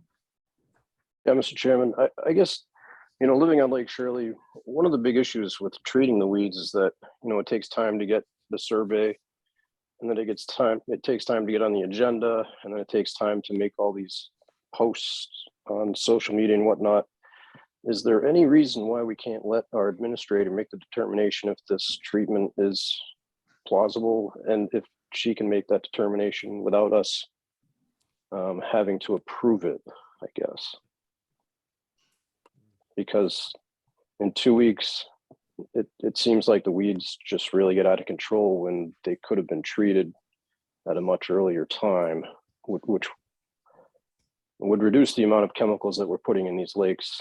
And I think it would be beneficial to target those areas sooner than later. And I think, I mean, I'm sure that others can say it seems like it's a 3 week to a month process just to treat. And I think we really need to cut that down. Well, but this says 10 days, this says a week before the meeting. Yeah. And a week before actual pre-treatment report submitted 7 days prior to a scheduled meeting.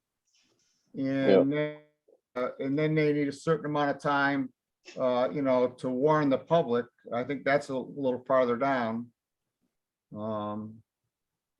Is that in there somewhere, Nadia? I thought I saw it earlier today when I was reading it.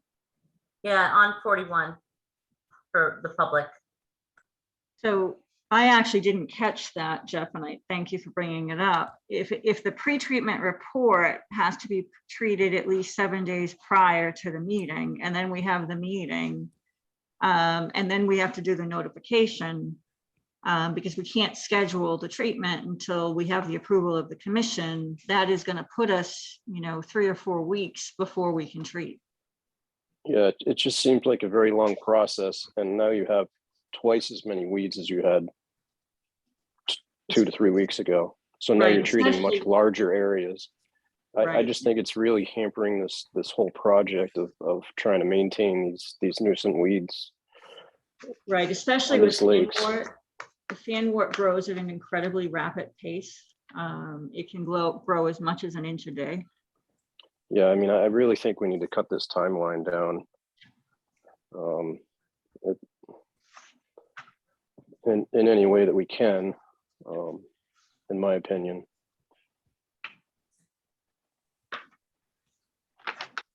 So is it my understanding the pre-treatment report needs to have because it has to have the results of the plan for the survey.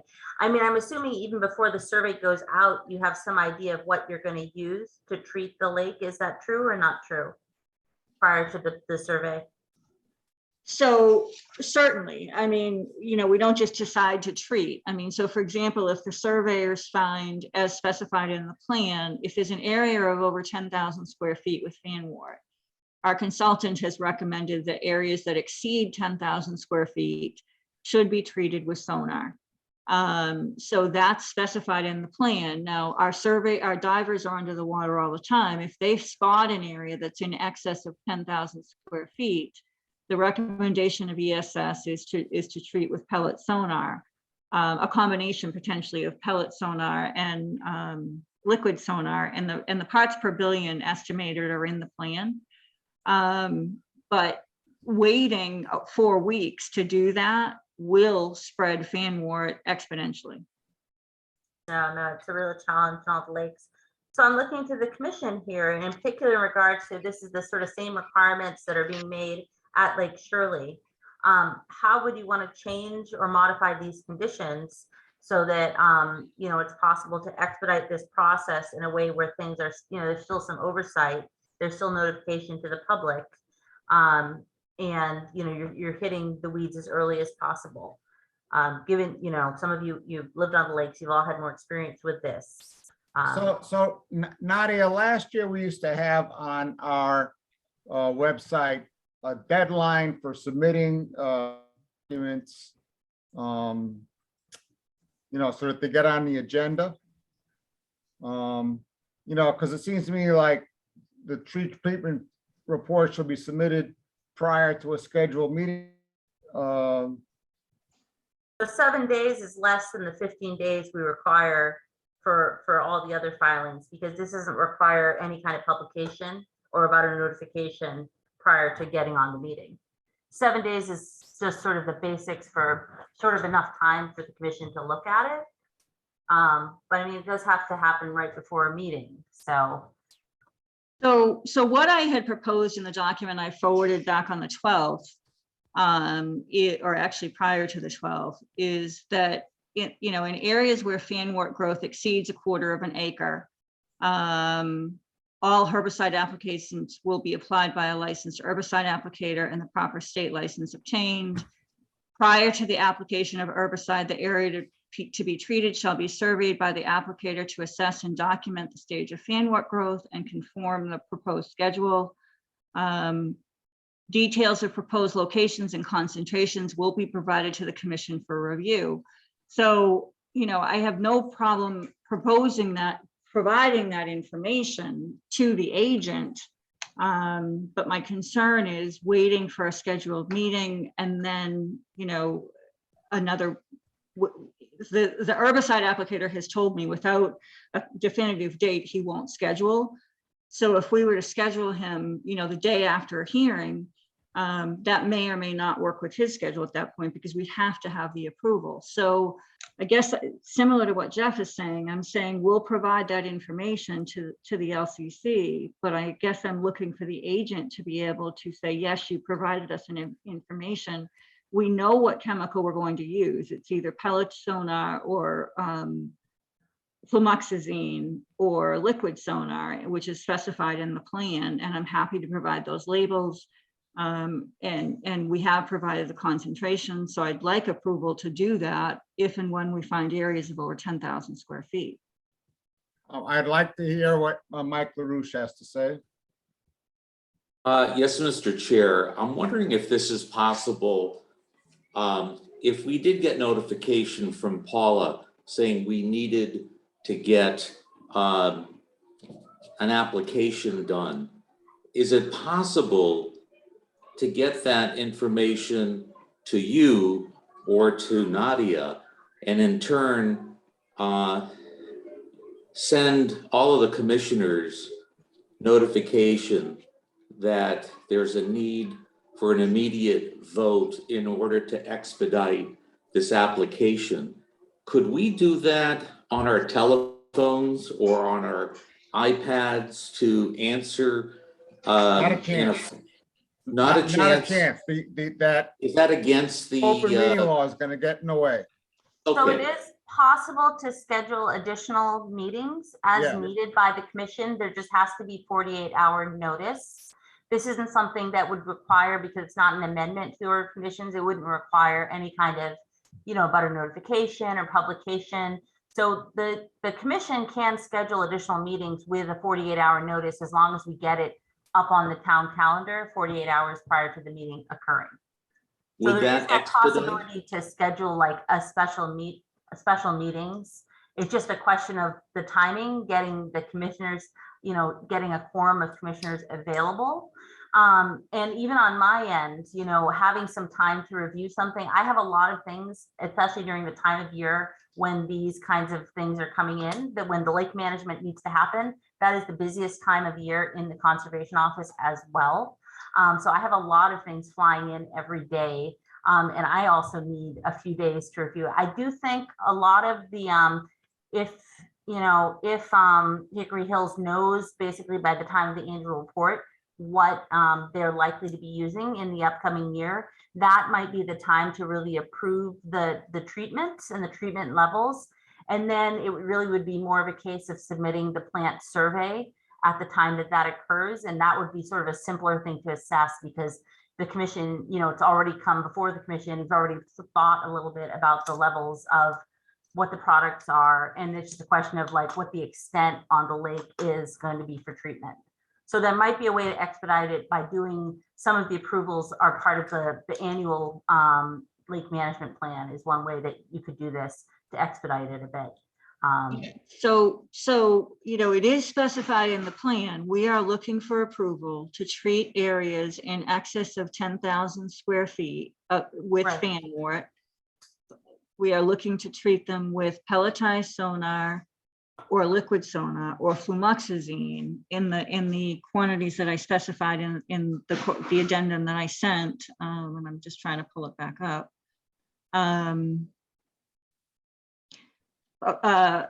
Fluoridone would be applied at approximately 30 parts per billion, and flumoxazine would be an initial concentration of 100 to 400 parts per billion. Exact dosages would be provided to the conservation. So that's what we're looking for, is approval. So if I hear you, what I hear you saying is that you are hoping to taking, and that the commission would go along with, if you find fan wort in excess of a certain amount of area, that permission to treat it with the chemicals you mentioned, and just notify the commission that you're doing it rather than ask for permission. Exactly. And then that is in the addendum that I sent, which the commission had requested. And the dosages are spelled out. They are spelled out in the plan as well, but I added that document. So that's what I'm looking for, that if we find areas in excess of 10,000 square feet, that we be allowed to go ahead and treat them with those chemicals.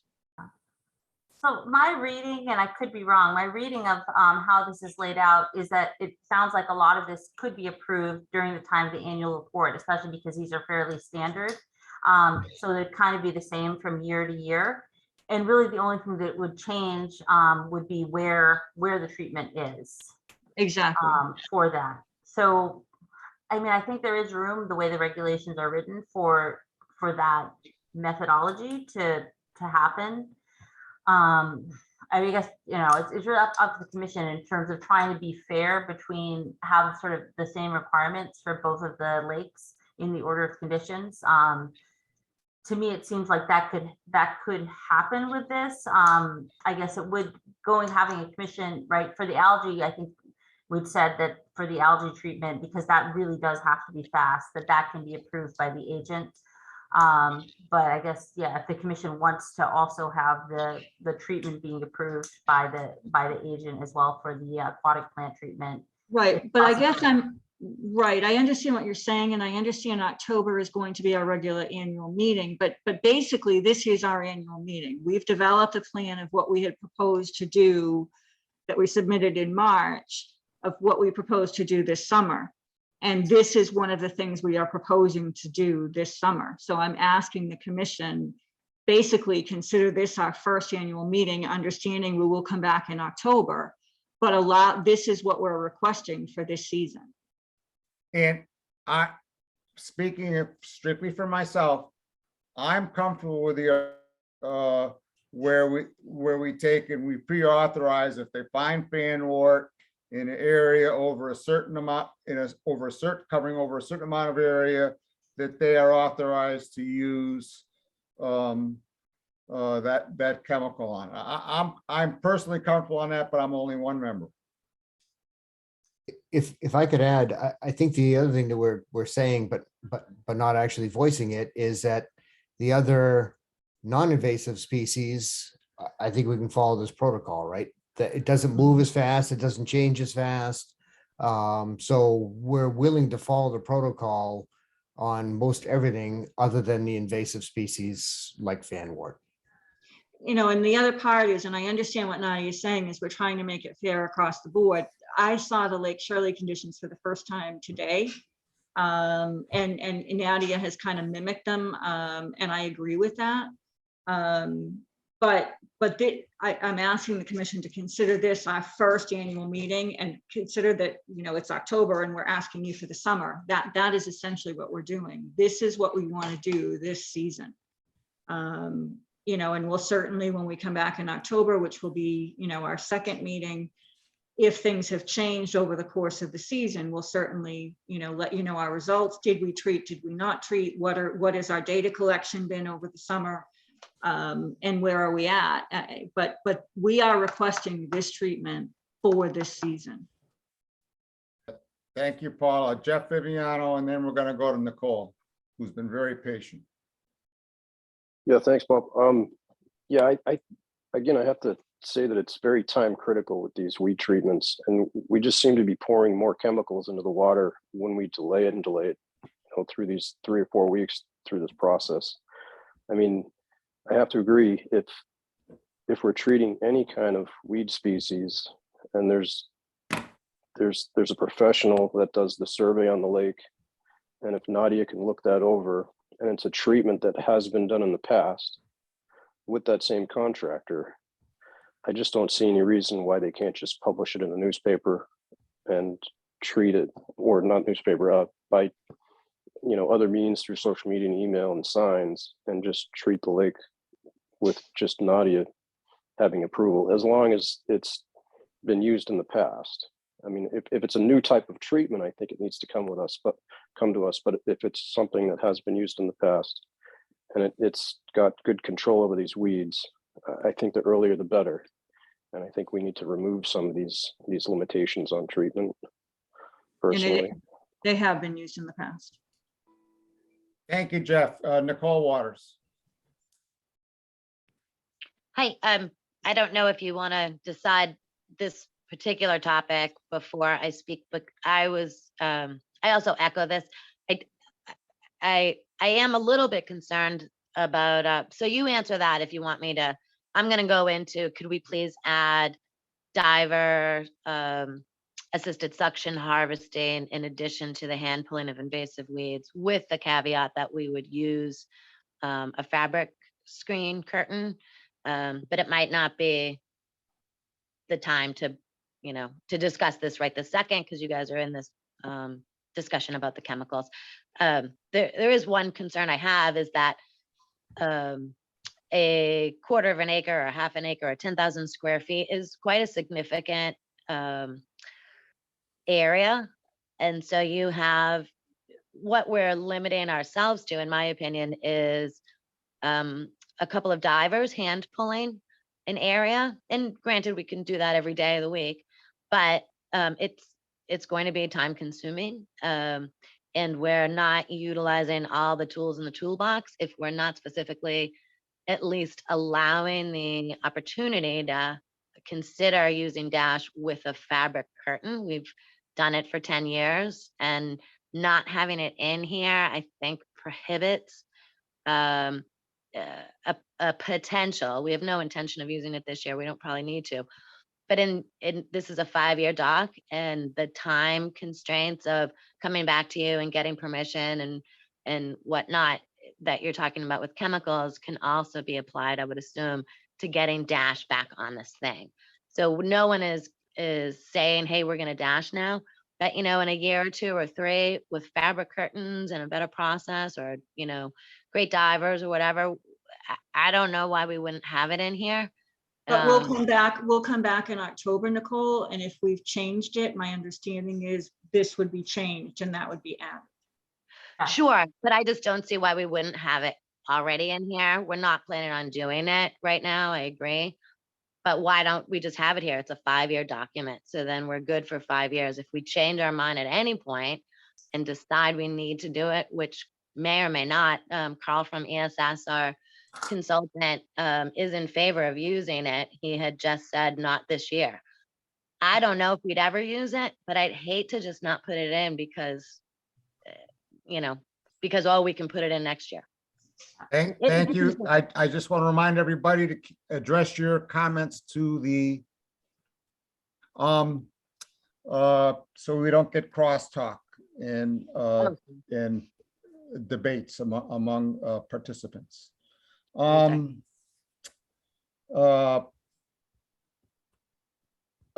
Back, Nadia, I'm proposing that we take and we add into this, language. I don't know if you could do that on the fly now about if there was a certain amount area of fan work, then they're allowed to, to go ahead and treat it. I mean, how do you feel about that? Do you have a problem with that? From my perspective, we could actually take some of this out. So I think getting into the details of exactly what Hickory Hills want to do in terms of aquatic vegetation management, that should be in the lake management plan and sort of on an annual basis and discussed in the winter when there's time to think things through. I would assume that the commission, after they vote on the order of conditions, might also want to vote to just approve the lake management plan that Hickory Hills has already submitted for this year and go ahead and approve it wholesale, which could be done tonight. But to me, going into the details of every different treatment and trying to condition those, I think is actually too restrictive. And I actually think it would be better just to have that be part of the annual lake management plan and it's not something where you're going to actually go change the order of conditions. It's just that there's a chance to have a conversation in a public venue at the time of the annual meeting. So I do think that there is room for hand pulling. There is room for the suction pump, although that wasn't actually, I think that wasn't put into the addendum, the role of the suction pump. But I think there is room for the commission to approve that as part of the lake management plan for Hickory Hills for 2023.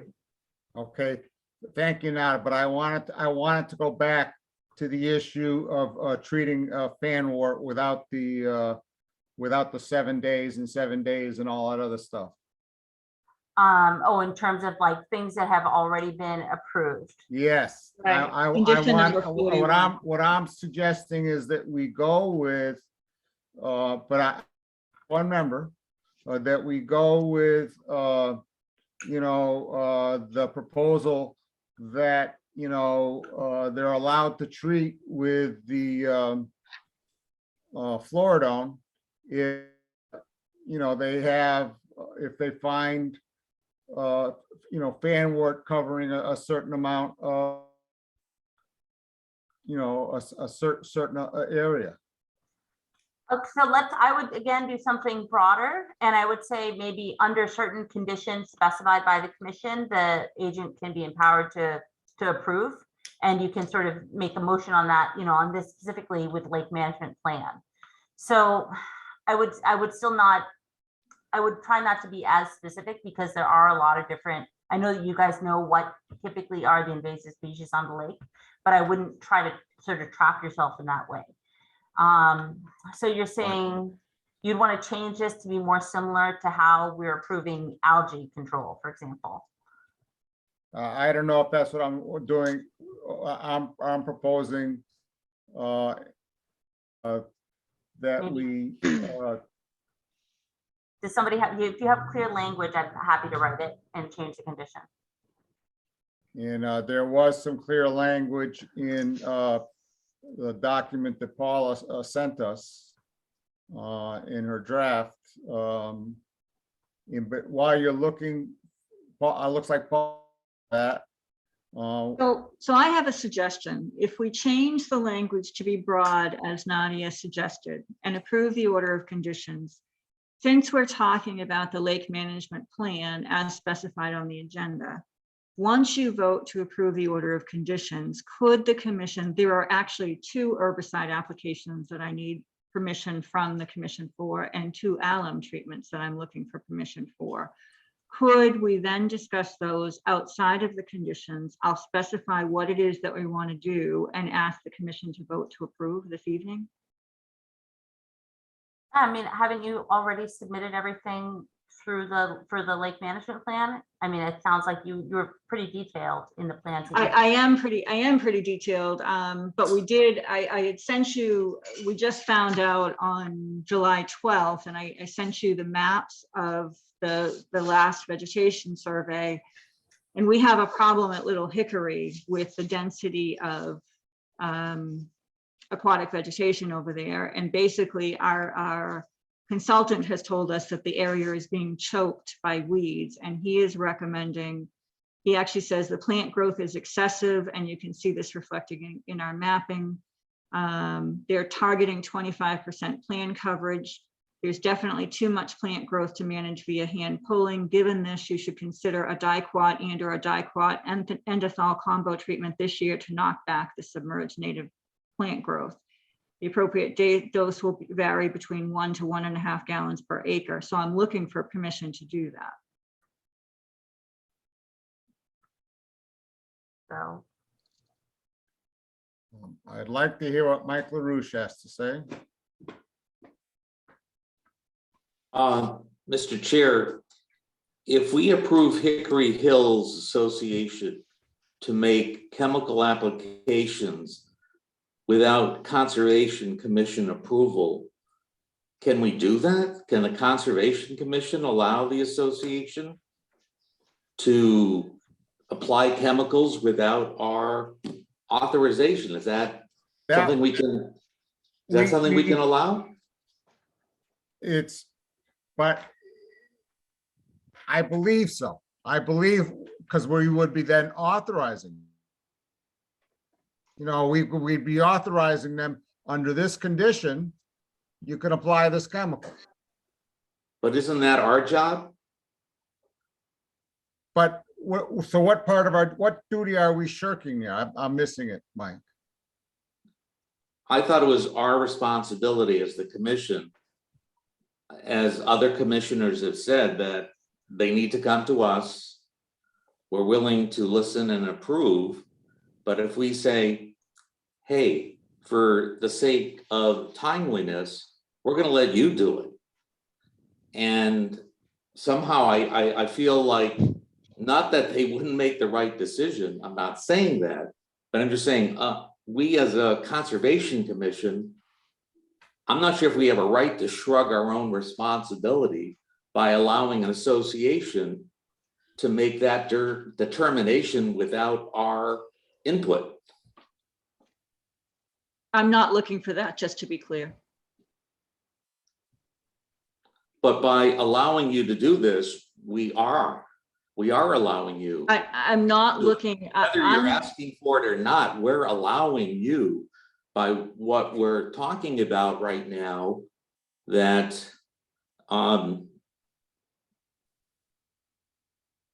so I that you're guess going to be able to determine. Well, I don't think we should. I would agree with you that I don't think we should be able to do that. So that's why in the plan, it is requested. These are specific requests that I've put forth in the plan, and subsequently on July 12th, I did put forth a request to the commission for these two particular treatments. So, and that's what I'm looking for approval for tonight. So whether or not those particular herbicide treatments are specified in the order of conditions, I think it can be two separate issues. If you want to keep the 7-day notice, that's fine. But what I'm looking for right now is permission from the, potentially separate from the order of conditions, because I think we've met the requirements of the order of conditions. We have notified you prior, 7 days prior. We are having a hearing. So what I am asking is for two chemical treatments. One is in the event if we find fanwort over 10,000 square feet, we'd be allowed to treat with these chemicals, sonar and flumoxazine. And second, that we'd be allowed to treat Little Hickory, and I've specified the chemicals that we would treat and the areas that we would be treating. And I forwarded that information to the commission. So I am giving you all the information to act on those requests. I'm not looking for you to bypass that. I'm looking that in the event that we find it over 10,000, we have told you this is what we will do. We will notify the office we're doing it, but we already have your permission to treat when we find an area over 10,000 square feet. Thank you, Paula. I'd like to hear from Mary, and then I want to go back to Mike. Thank you, Mr. Chairman. In my opinion, providing them this request, right? It appears, from my simplistic view, of being not very different from other types of issues where we grant permission with order of conditions that specify exactly how we're expecting them to behave, right? And so I would be in favor of granting them permission with the order of conditions, right? That they have to find the fan or within, a certain type of concentration, all of the things that they've outlined, but then provide them the ability with notification to execute on the plan that we have approved. Anything else, Mary? Nope. Thank you. Thank you. Back to you, Mike. I understand all of the arguments, and I'm not questioning Paula's intention about getting this done. I just wanted to know, do we as a commission have the right to essentially give someone our vote on a specific piece of this, these conditions that normally the commission would rule on? Or you know what I'm saying? I just don't know if we can do that legally within the commission, but I'm not trying to fight Paula's request, but I'm just trying to see whether or not we as a commission can give that up. Unless you tell me we can, and there's some bylaw that allows us to do that, I'm okay with it, but well, I can certainly ask the town attorney about that when I next meet with the town attorney. Mr. Chair. That won't, in my opinion, obviously, in my opinion, we're not giving up anything here because they specify a condition, and we say that if this particular situation comes up, you're allowed to do this. I don't think we're giving any when we do that. Mr. Chair. And conceding any, but that's my opinion. And it's a very reasonable approach, but in my opinion, but I could ask the town attorney to solve the issue for us tonight. I'm very confident in what he says, but again, I'm not a lawyer, and yada yada. I'm going to call on John Fortune. Thank you, Mr. Chairman. I would just like to respond to the previous speaker. I guess we're not looking to go carte blanche anywhere here. We are asking permission of the agent, the conservation agent, which I realize is not part of the commission, but certainly I think responds to the commission's requirements.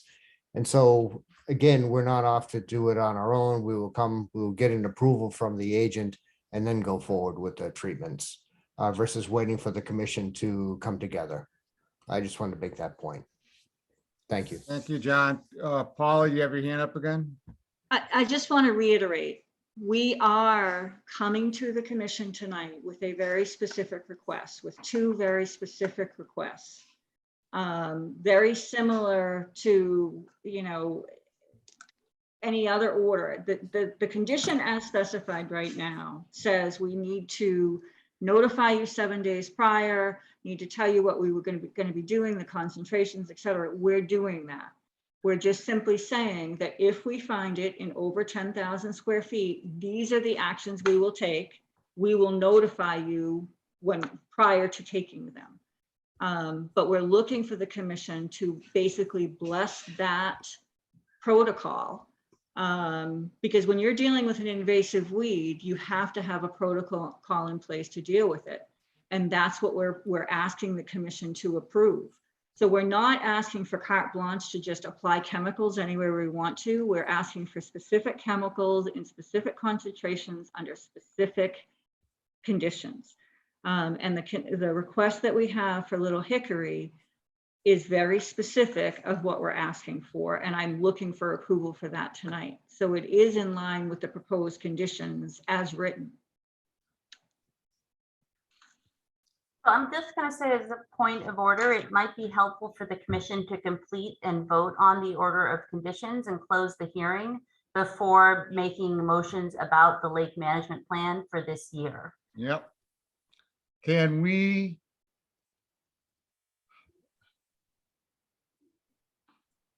I think at this point, I'd like to move on to the next section.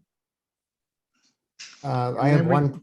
Go ahead. One other clarification, and I Sure, think go it was go under. ahead, and then I also his hand up, John. We're gonna go back to Jeff after you do your thing.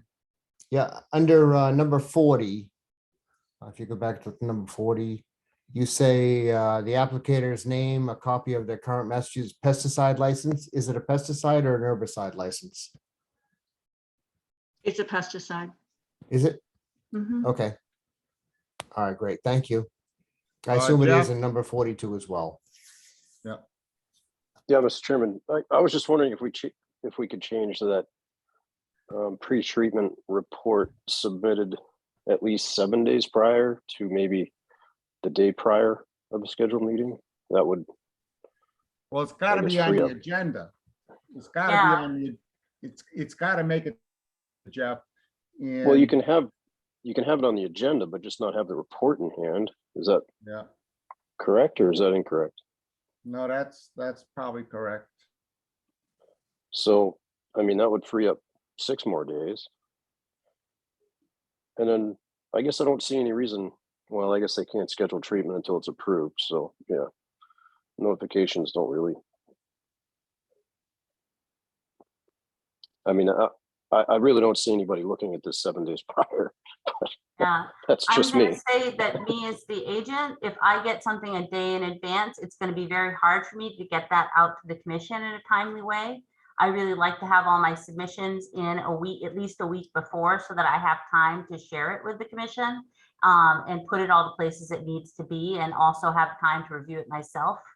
I just, time-wise, it's going to be hard on my end as well.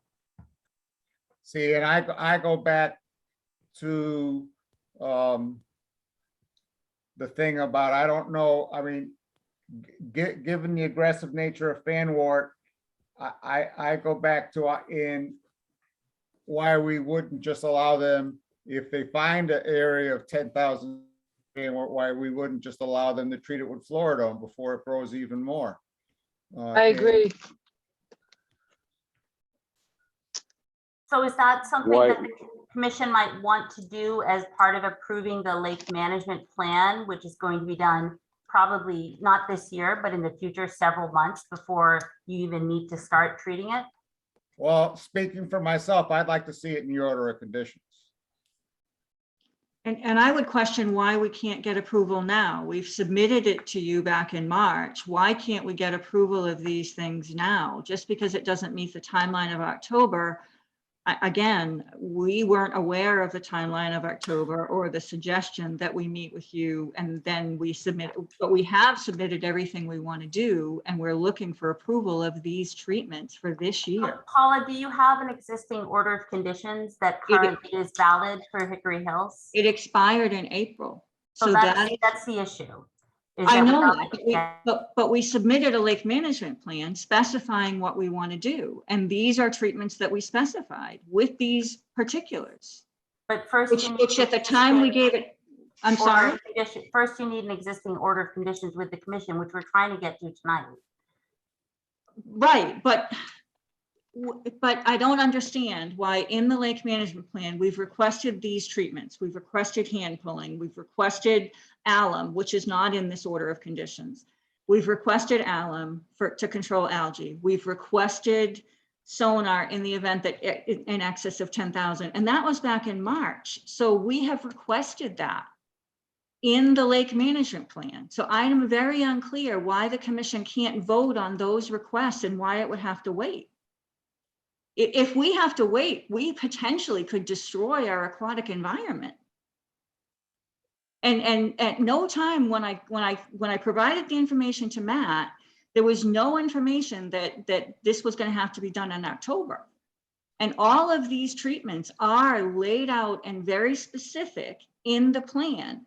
And we've met with the commission now 3 times, and at the commission's request, we submitted a document, 2 documents now, that have exactly what we want to do.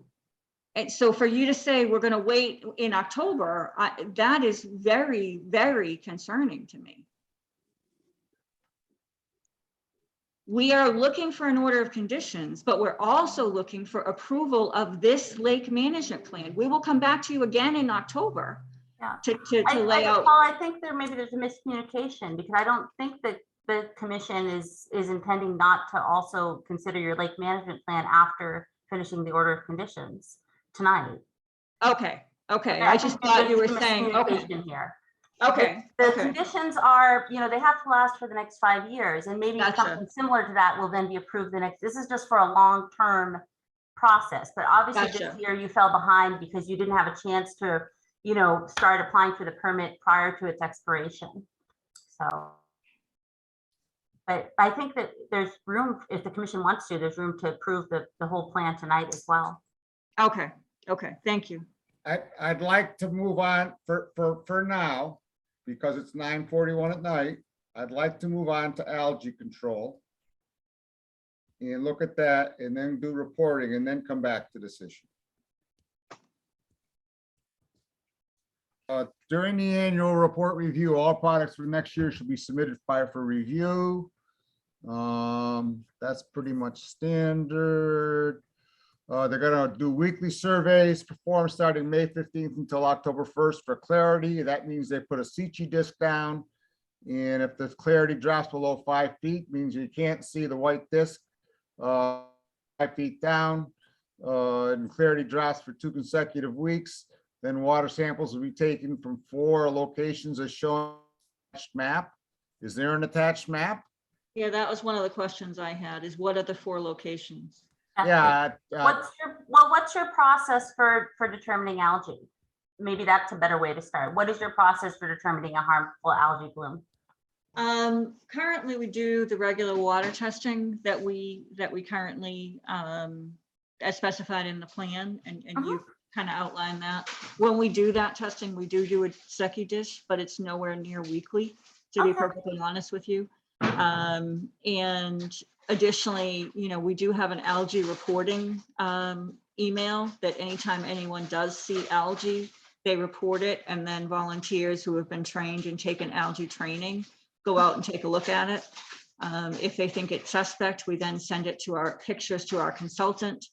And if he agrees it's suspect, we then sample it and send it out to a special lab. Okay, so it's all per kind of the water quality testing that is laid out in your lake management plan. You got it. Okay. So how would the commission like me to modify this condition? Well, right now, so you're not really doing the Seachy disc thing on a regular basis? We only do it when we do our water quality testing. And how often do you do your water quality testing? We do it spring, summer, fall, winter, weather permitting, and then in August we do 10 locations. And last year, when we had a blue-green algae issue at Hickory Hills Lake, how did that come into? How did we identify that there was a problem? What was the process? The thing I just specified. Someone reported potential algae bloom. I went out and looked at it, sent pictures to Carl Nielsen, our consultant. He also recommended that we do testing, collected samples, sent out warnings, preliminary warnings to all our residents via Facebook and email, and then we and signage. And just warnings because we weren't sure. And then we sent it to the lab for testing. It did come back that we had a cyanobacteria bloom. So then we went to, a danger status, notified everyone, cautioned everyone to stay out of the water.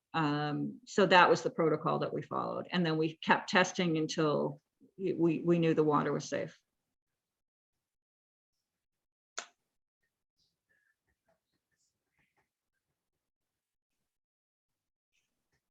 I don't have a problem with doing regular SECI testing. Every week is going to be tough because we are a very small volunteer organization. So I'm hoping there's some leeway there, even bi-weekly or monthly. But obviously, whatever the commission determines, the commission determines. And if this is testing for algae, I have a problem starting May 15th. Get blue-green algae until July or August. July. I think what I heard Lake Shirley say is they don't do testing until their water clarity gets lower than 5 feet. Right. And that makes sense. Okay. So this is literally the order of conditions that are recorded for Lake Shirley. So if we want to do something that better reflects the ground reality, I certainly haven't gotten any reports yet from Lake Shirley about, you know, about water quality or any reports at all. So do we want to, if the commission would like to modify this, I definitely want to modify that. We can come up with language on the spot unless someone, Jeff Viviano has his hand up. I guess I was just going to say, to mimic Lake Shirley, can we pick 4 places on your map of Hickory Hills that you can, I guess, tentatively see algae growths or algae blooms occurring, and maybe get that on a map? Because it seems like that makes sense to me. I mean, it seems like we're trying to push this whole thing through so you can just treat, but absolutely, that is how Lake Shirley does it. And if it drops below 5 feet, then they definitely monitor those areas and then they send it out for water testing. So, I mean, I like the way that's written, but you just don't have the points on the map. Part of the reason they do 4 areas on Lake Shirley is divided into different water bodies, you know, by shallow spots. And so basins, and Hickory Hills doesn't really have different basins. So I have 4 location suggestions. Sure. Brookview Beach, Island Road Beach, Hemlock Beach, and Little Hickory at 15 Crescent Terrace. There we go. So instead of on map, we can just list those locations. So again, I'm just going to suggest for ease that we that they're performed in the locations designated for testing in the Hickory Hills Lake Management Plan. Does that work for you, Paula? It does, except I haven't specified them in the Lake Management Plan because this is new. Okay, in terms of water. So I'd prefer it be, just for sake of you know, moving forward, if it could be incorporated. Or just as designated by the commission annually. You could say that, and then we could agree on the 4 locations tonight for this year. Yeah, well, I think that's part of the lake management plan. So yeah, it would be, you know, you'd come with the proposal of where you're going to do it, and then the commission can approve it at that time. It sounds like you have a proposal tonight, so that can be part of that discussion for this year's lake management plan after we finish the order conditions. So the weekly surveys, if I understood what John said and what Jeff is saying, and maybe I'm wrong, but that Lake Shirley only does the weekly surveys if the clarity drops below 5 feet. Sorry. So I think that's what I heard. Am I wrong about that? Well, the theory at Lake Shirley, though, is that they go out and they look at the SECI disc every week. But they haven't submitted weekly reports. I think it's in the annual report, but I certainly don't get anything here at the office. Yeah, I haven't gotten anything this year at least. So if we could incorporate that, we'd include it in our annual report. I have no problem with that. So if we said, you know, or I'd like it to be bi-weekly, but if you want it to be weekly. Or even something like regular. I mean, we do it. It's not like we're not doing it, but I hate to be tied down to weekly or even bi-weekly. You know, if someone goes on vacation and it doesn't get done, I think regular is, because we're looking at the water. We have divers in the water. We get reports back from them on how well they can see, you know, so we're getting information flowing. Just putting in proposed language for the commission.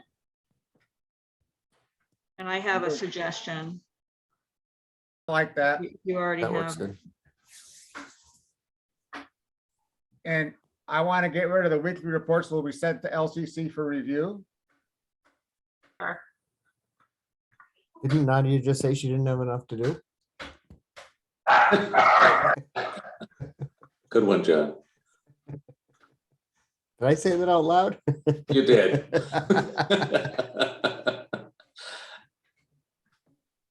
Process a little clearer. And if drops below, I'd like it to say if clarity drops below 4 feet, water will be, samples will be taken for 4 locations. Do you want to put that in the conditions, or do you want them to have that in their sort of annual management plan?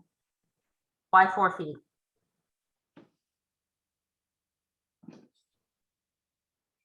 Well, I just don't think clarity readings drop 2 consecutive weeks. I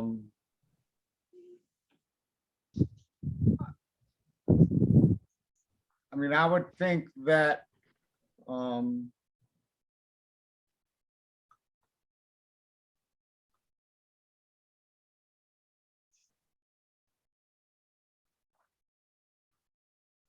Could you just say as taken from locations approved annually by the commission? Yeah, yeah.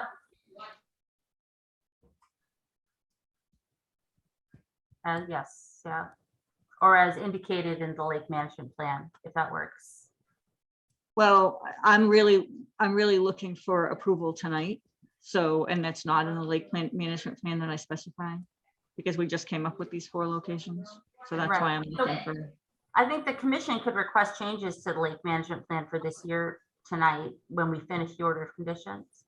Sorry, I like as approved by the commission annually.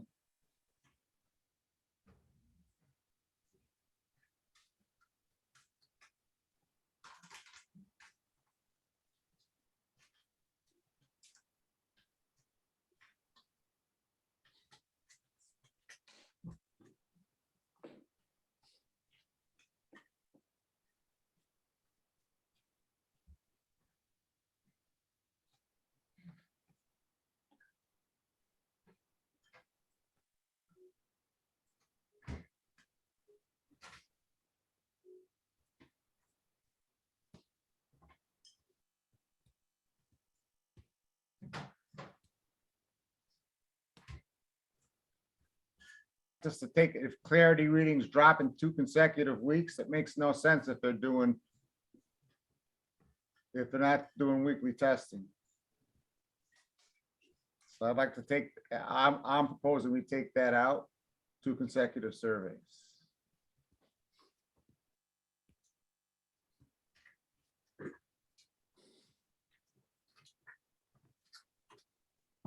I can also take it out, whatever you want.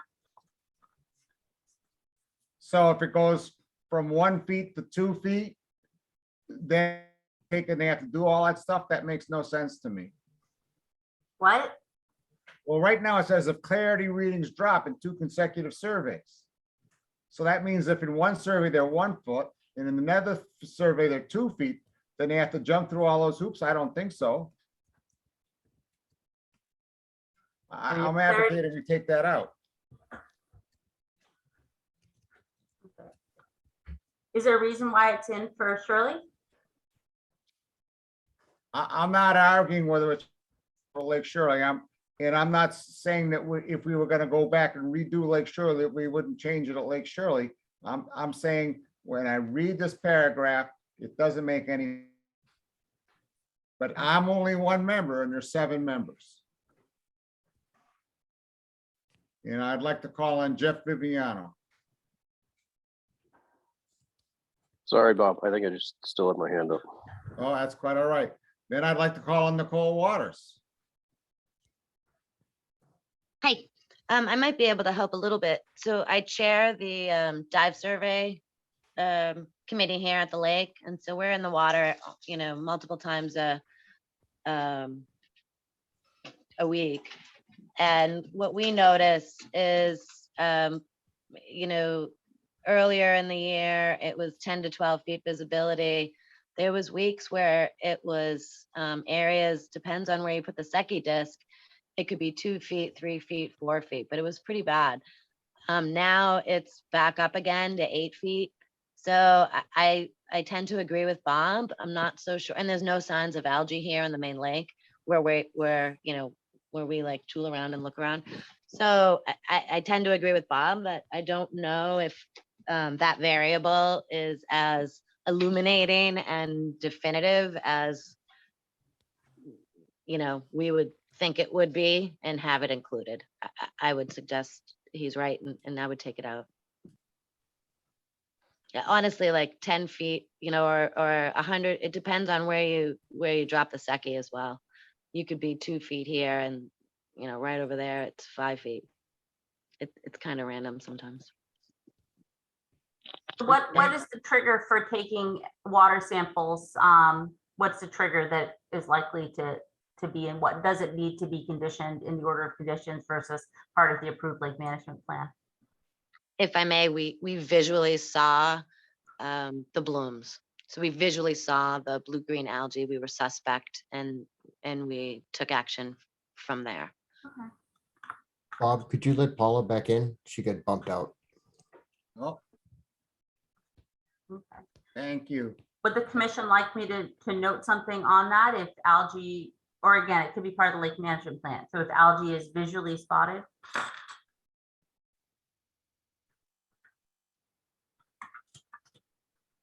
Well, you're going to be a little bit careful with that because, there can be algae spots or clumps or whatever that show up.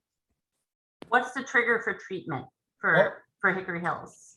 Paul, the trigger for treatment for algae? Was over 70,000 parts per billion. So it really doesn't have anything to do with it's more condition 46. Yeah, all of that language is just about. Yep, that's all fine. Yeah.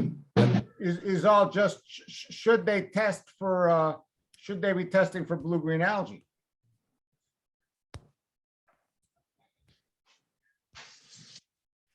So we don't just test for blue-green, just to be clear. We test for any toxic algae, the lab.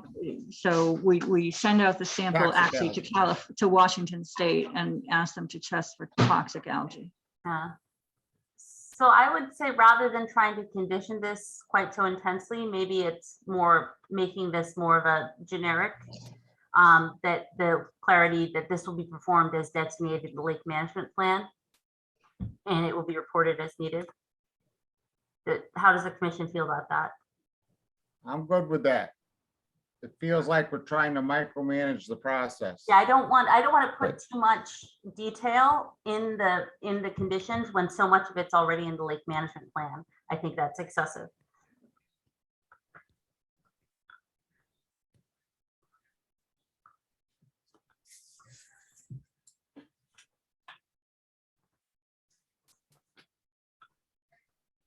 Any other comments about algae control in the algae control section from members of the commission, public, representatives from Hickory Hills Lake?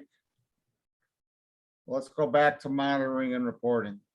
Let's go down to reporting.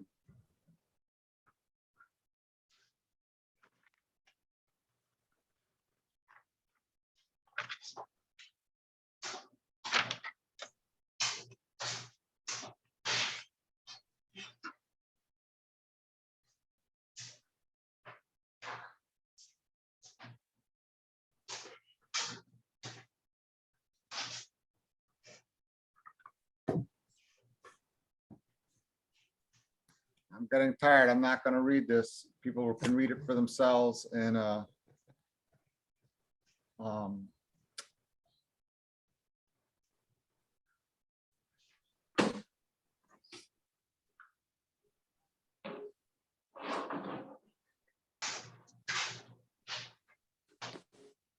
The only thing is in condition number 54, it should be Hickory Hills landowners, not Lake Shirley's.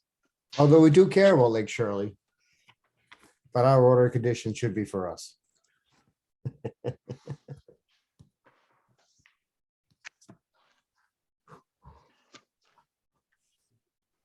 do want to ask if what the requests for the annual report, if those are well aligned with what Hickory Hills is expecting to need to report. Yep, that's absolutely fine. Yep. Okay. And if there are other things you think you're likely to want to report or not that are missing. We usually just give you an overview of what's occurred, give you the data. So I think that's what that's asking for, if I understand. Right.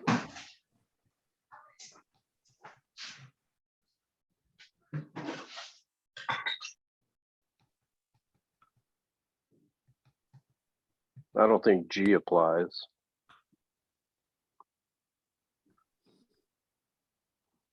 The water quality data collected.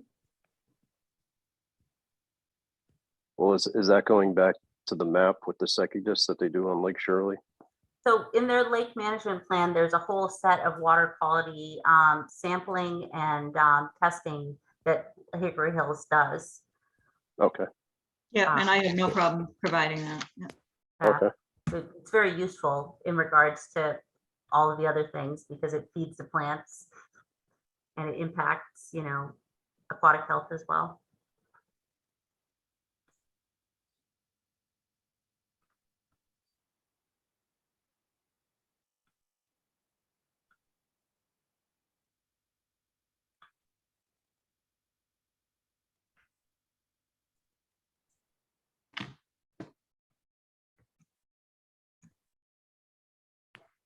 Any other comments about the order of conditions?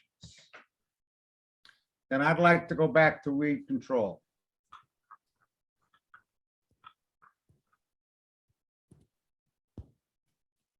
Oh, what was the, there was a sentence in yours about the 10,000 square feet. You're muted, Paul. So basically, if fan wart is found in areas of a 1/4 acre or 10,000 square feet, then authorization is given to treat the area with pelletized sonar or liquid sonar or flumoxazine. And I had the document up, but my computer crashed, so my apologies. Nadia, do you have the document that I sent you? You want me to pull that? Hold on. If you wouldn't mind. No, I don't And then I'm mind. gonna do a straw, I want to do a straw poll starting with Mike LaRouche. Mr. Chair, I'm not trying to be a stick in the mud here. I just wanted to make sure, because there's another person who's on our board, on our commission, who's not here tonight. And he seemed to be very specific about things, and he's not here to talk on his behalf. And I'm not talking on his behalf either. I just don't know if we as a commission have a right to allow the association to vote on their own chemical applications. And you said that They're you not, could- we're voting. In my view, they're not, we're not, we are. Okay, then this plan is just until October, correct? It's not for 5 years. The order of correct? conditions is for 5 years. So whatever we vote tonight can't be changed for another 5 years? Is that what you're telling me? Well, no, she's got, we've got, if you take and you look at the very last line of this, because this was a major bone of contention with Lake Shirley. If you look at the very last line, it says, that things can change. Here. Or maybe there was a thing at the end of Lake Shirley's that said we can, It's higher up. Hold on. It's here. it might be You in can the always beginning. amend an order of conditions. You can while it's active, you can always amend it or change it. So we can amend it, Mike. Okay, Because that was a major, because we did amend the Lake Shirley, objected, they appealed to DEP, they lost. Or at least that's my recollection. or they didn't succeed.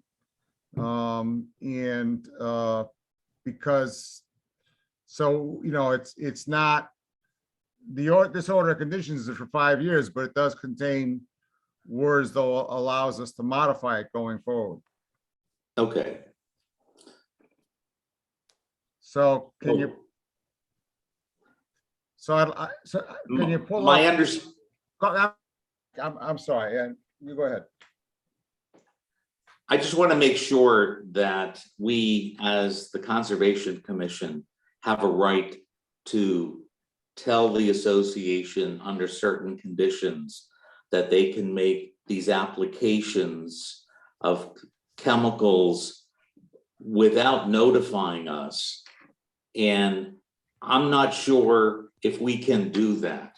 However, if you feel comfortable that doesn't take away the responsibility that the commission has, then I'm just one vote as well. And We would notify the commission. A, they would notify it, and B, we've already do that in the algae section. Yeah. In the algae section, that's already the process. They go ahead, they treat, and they notify us, and they just get the permission of the agent. Yeah. So I just want to note again, as a point of order, is that this whole order of conditions already incorporates the lake management plan. It already incorporates the addendum to the notice of intent that Paul has given. And we could also add the documents that Paula sent. She actually sent them well in advance of the 7-week deadline for the commission. So we could just add them as part of the order of conditions and get them approved as part of the approving this order of conditions, because they are material that's been submitted by the applicant. Would that work for the commission?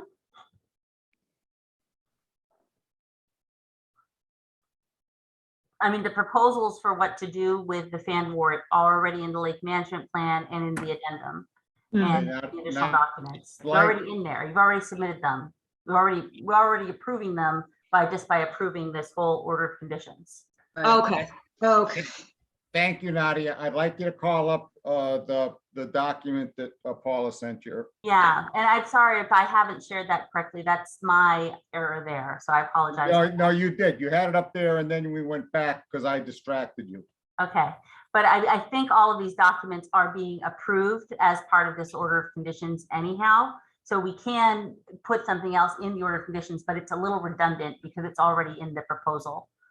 Okay, so now I see. If you approve this and you approve the plan I submitted and the addendum I submitted, we can go ahead with, if it's approved by the commission, we can go ahead with that proposed plan. Yeah, and even your notification to the commission was 7 days in advance of the meeting. So you're already meeting all of the orders of the conditions as we go. Okay. So I don't think, when I look at it, I'm not sure that there's any issue. So we wanted to look at these were the you sort of stated these as draft conditions, but this really is just an addendum to the lake management plan. And it's part of what the commission is voting to approve tonight, Paula. Okay. So can you scroll down some more down to the treatment with fluoridone? Yep. This is not the most recent one, Nadia. Oh, sorry about that. Let me pull that. Sorry, Paula. Yeah. Let me pull that. That is my fault. So.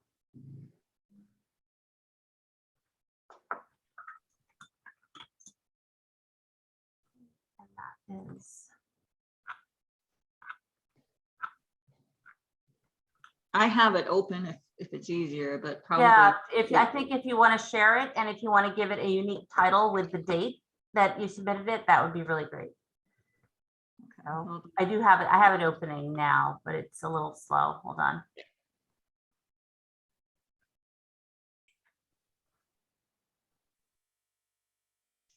Yeah, it should be dated. That would really help. Okay. Yeah. I think it's this one. This is the one you had sent.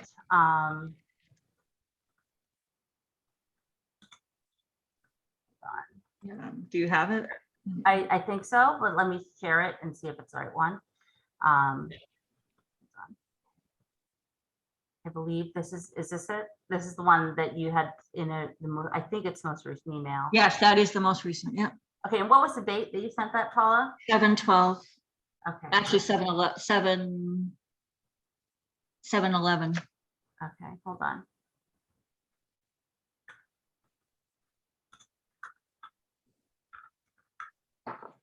Okay, can you scroll down, please?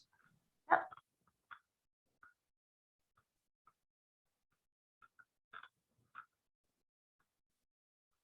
Keep going. Keep going.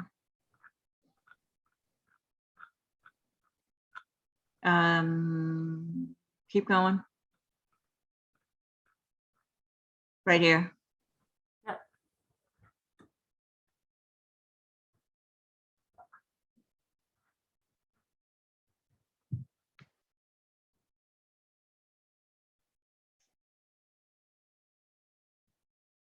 Okay, so right here, you got this language under Floridone. It says Floridone, both granular and liquid, may be applied to Hickory Hills Lake and Little Hickory to control in areas of growth a quarter acre. Anticipated initial dose of Floridone will be blah, blah, blah. I want to do what I hear Hickory Hills requesting tonight is that this included in the order of conditions, that first paragraph. So it is already included in the order of conditions if we refer to it as one of the approved plans that they've submitted as part of their notice of intent. Right. So you don't have to specify it. That You would don't be have to specify any of this stuff because it's in the documentation that's literally in the order of conditions.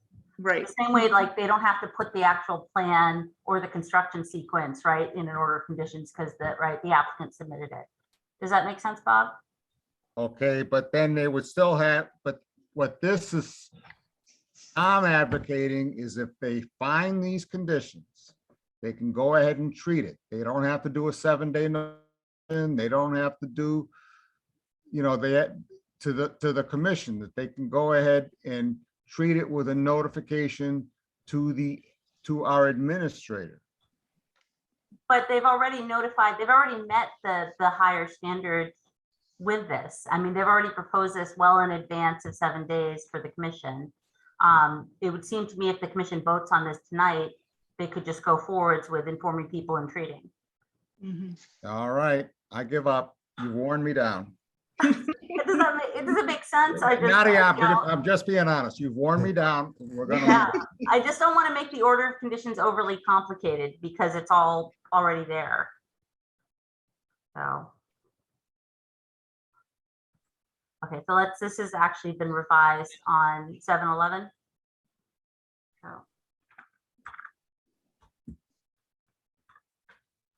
The comments about the order of conditions. I'm looking for a motion to approve the order of conditions.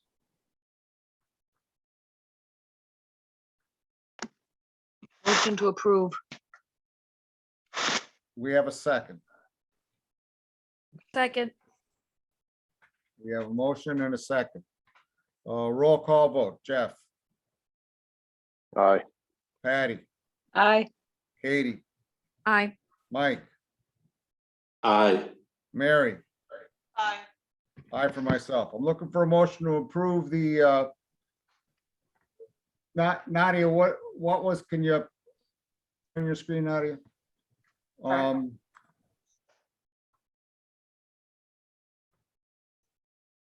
You said, you thought we should approve their lake management plan tonight. Well, I can see it's already in order 20. You've already voted to approve that by approving the order of conditions because it's one of the documents listed in the So order. what you're saying is we're done.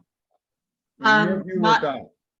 Not quite, Because why, Paul? because we have there is one item that was not in the order of conditions. The alum control is, but there's one item that came up.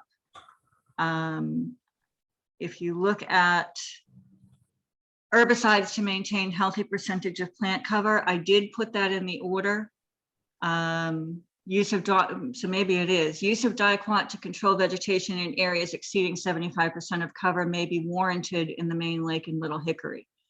It's on page 6.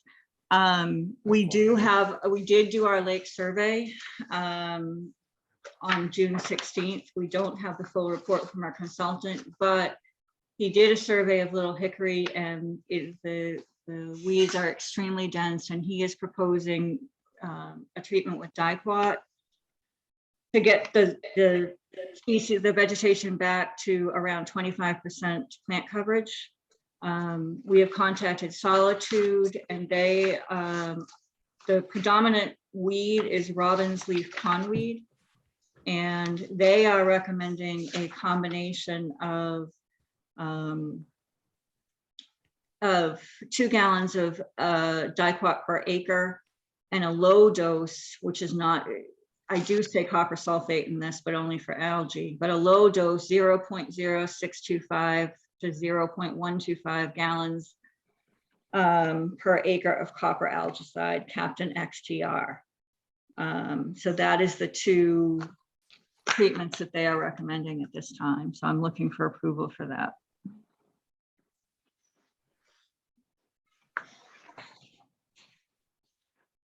Would anyone like to make a motion?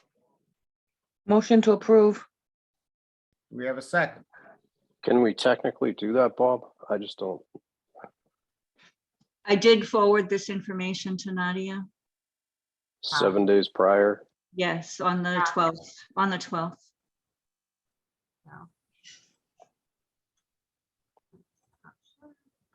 Is there a treatment map? Yes, hold on. Well, you have the vegetation map. They're proposing to meet 1/2 of, potentially up to 1/2 of the area, and it will depend on the density of vegetation when they get out there, is what he says.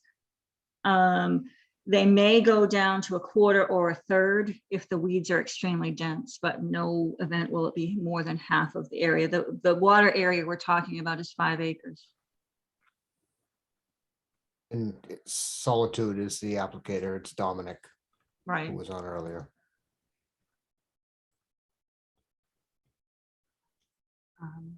So I did send you the maps, Nadia, of the vegetation, but it doesn't give you the exact locations. It just shows the percentage of cover. yeah, so here's the map. And we're talking about Little Hickory now, right? Yes, just Little Hickory, not the main lake. So So if the just red for my dot, clarity, that's Little Hickory, that little pond?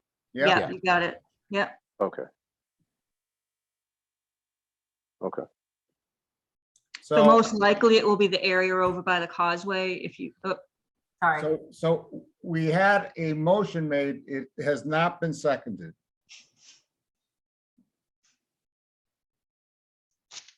So again, the proposal is to treat with dicot, 2 gallons of dicot per acre and a low dose of copper algicide, 0.0625 to 0.125 gallons an acre per foot. Is it gonna die for the lack of a second? I'll second. I'll second, yeah. Okay. Roll call vote. Jeff, Aye. Patty, Aye. Katie, Aye. Mike, Aye. Mary, Aye. aye from, Thank you very much. now are we done? It's, you say that like you don't want to keep talking to us. You're very perceptive, Mr. Ford. Thank you. Thank you for your time. We did ask for, I just would like to say I appreciate all the time you guys put into this. We knew it would take a long time to go through it. We had asked to see it a little bit earlier. Unfortunately, we couldn't, until today. So, but I appreciate all your time putting into this. Absolutely. Thank you. On to new business, election of officers. It says if all members are participating. Rich Birch is not participating. So I'm proposing not to elect officers tonight. I would just like to repeat last time, which is I'd like people to start thinking about becoming chairman in the future. I don't intend to be chairman forever, and so like people start thinking about, oh, maybe it's gonna be my turn to be chairman. So sometime when I should become vice chair and learn the ropes and stuff, so. Request for a field change, 238 Fire Road 16. Hi, Bob. Butch and Joanne McGurn. We're still here. I wouldn't necessarily call it a field change. I'm doing my due diligence per my last incident. There is a area that is undetermined for the ground cover. So it's migration area C on the original plans. It doesn't indicate what the ground cover is. It just gives us a planting schedule. That area is calling for roughly 6 low-lying brew bushes. This is the backside of the hill that we had to put in per the last request of the commission. It's 925 square feet. That is between the hill and my house. I'm proposing a mix, a micro clover mix. Nadia has spoken with, or at least got the information from my landscaper. My landscaper is a well-known landscaper in the industry. He's doing a lot of work in the islands, both Nantucket and Martha's Vineyard, and that is their protocol is the micro clover. I don't know much about it. I'm going along with what my landscaper has suggested that we do to stabilize the hill, and that's what I'm proposing tonight. There is the 925 square feet in the hatched out area that was on the original plans. It just doesn't give us a definition of what is there. I don't want to get into this problem that I did when I just did the riprap on my own behalf. Now I'm asking permission to do things, so I'm going through the proper channels in my belief. So the specific ask tonight is to put in, the original plan said New England Wildlife Conservation Mix, and you're asking to put in Clover, Okay. micro clover.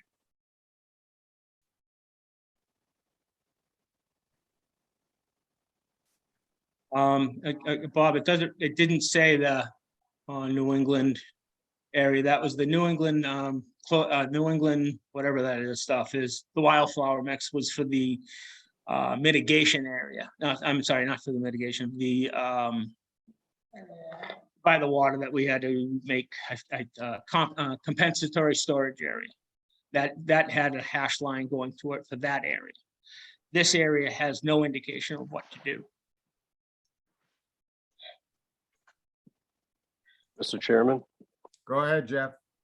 isn't there a schedule with plantings that should be in those areas? There is on the first plan. It doesn't designate what plant goes where, Jeff. Yeah, See, I have a problem with clover. Okay. Clover can be mowed. Mhm. You know, the New England Wildlife Conservation Mix, oh, you're not gonna be mowing that. I mean, it's supposed to be a revegetation area. It's supposed to be a disturbed area that's being, you know, renaturalized. It's two So- separate areas, Bob. There's one, I'm sorry, I don't mean to interrupt, but there's two separate areas. The area that we're talking about Yes, is, he's got it correct. okay, Yeah. well, there's the other area had the very bushes. In there.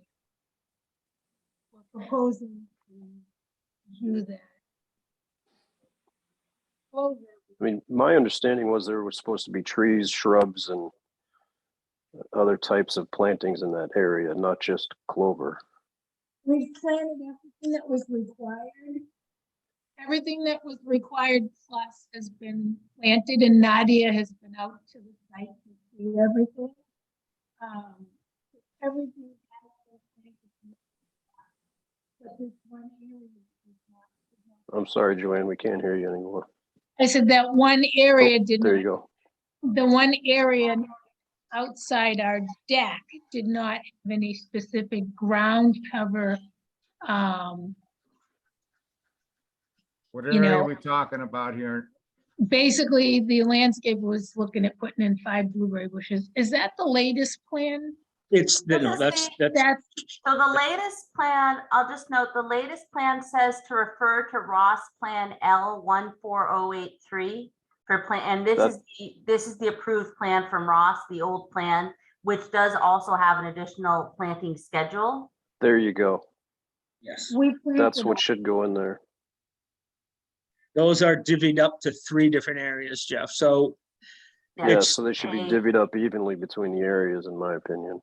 and that is correct, but we're talking ground cover, not necessarily, I mean, stabilization. To cover the soils.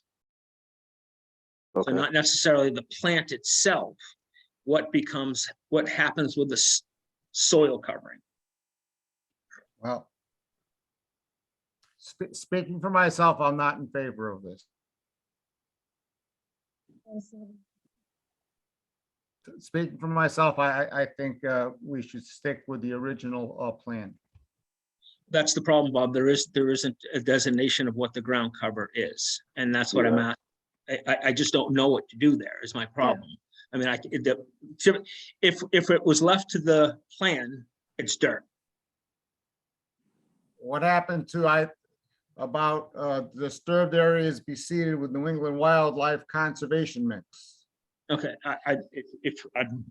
That's not It doesn't designated for that area. it doesn't say that. That's my problem, Bob. Is that I just don't want to do something that I'm not supposed to. That's why I'm before the commission. Well, at a prior meeting, Rich Birch asked about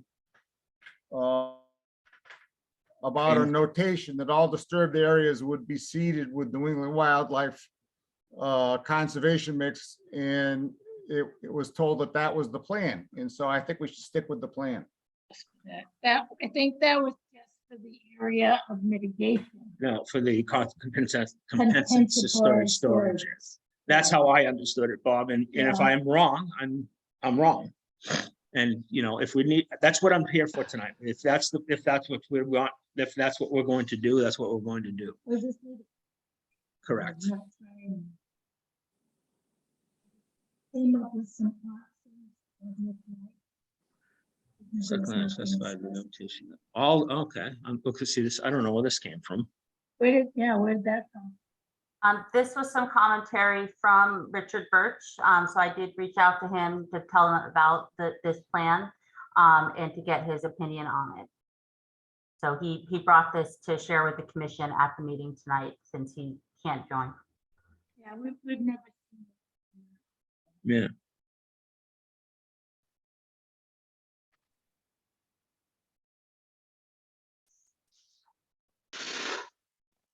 Mr. Chairman, may I ask a question?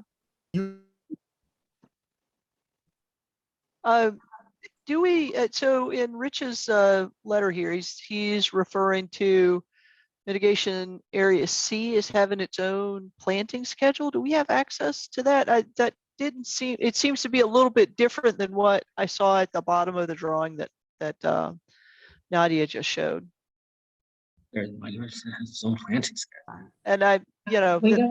maybe Rich just, calling it up by memory, but it'd be nice to just exhaust that we haven't overlooked something.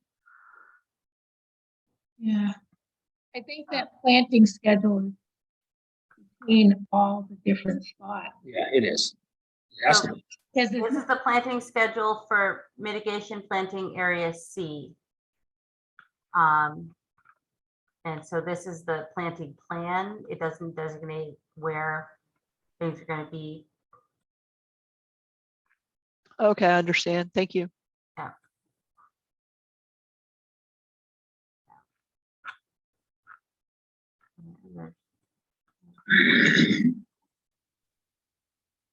All right, so New England flower mix it is. If that's what was discussed the last meeting, Bob, then that's I think I've got my answer. Anything else on this field change, Butch and No, sir.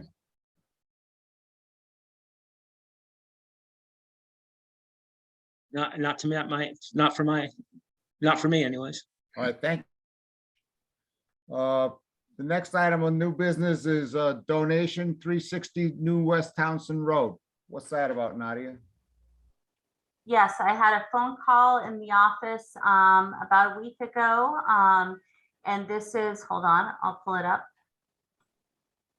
Well, this is the one where a person wanted to donate their swamp in the back of their lot. to Yes, the yeah, Conservation but, and I Commission. think just, yeah, correct. Here, I'll pull up the map that I put in the folder for everybody. And so it would be. And I don't even know if they can do that. They'd be subdividing the lot. They are waiting to see if the commission is interested before they do the subdivision. So it's sort of, you know, this is Pearl Hill Brook. Let me see if I can make it a little bigger. It's 360 is they both have Pearl Hill Brook. There's a wetlands here. There's I'm not sure if there's another tributary coming in. This is the golf course to the right, and then beyond that, there's conservation property. So, and they are, yeah, they're thinking about, you know, doing the division that they would need to do in order to give it to conservation. But they wanted to see if the commission's interested before they go to the work and cost of doing that. Speaking for myself, I think I'd like to have a talk. What's Adam Birney's title? With the he's land use director. The land use director about this before we even bring it back to the commission. Okay.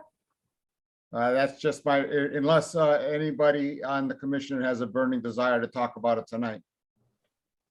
To talk about this with Adam Birney first, to get his point of view on it, about the whole idea that we'd accept part of a lot as a, you know, the wetlands part, as a donation. I mean, there is the potential, the land behind it is the unused land north of the golf course. And I would love it if someday the owner of the golf course will, you know, turn that over to conservation. You know, so there was a potential that, you know, someday in the future it could be contiguous with other conservation lands, but it isn't right now. And the whole idea of taking and donate the wetlands part of their lot and therefore own less land, I think has the opportunity to be problematic. So I want to talk about that with Adam Birney. Mr. Chairman, may I ask a question? Absolutely. Is the proposal only to donate the wetlands or to donate the back end, the east end, including the wetlands? I believe it's the whole back end, but I'm not positive. Okay. Thank you, Mr. Chairman. Yes, it is everything behind the wetlands as well. So they would just carve out a parcel in the front, the part that has their house on it, and I guess enough space for them for that still to be a viable lot. And then all of that would be given, since they can't build on it. And there's a tax implications with it as well. Mary, for your future reference, you can always ask a question. So just ask them. Thank you, Mr. Chairman. Just trying to be polite. Yeah, I know you are. You're so polite. Let's see. We don't have any topics not known 40 hours in advance. 104 and 116 Woodlands Drive, update on encroachment issues. These people have not responded, and it would appear that they are purposely not responding to the letters from the town attorney. And he said that he thought at this point that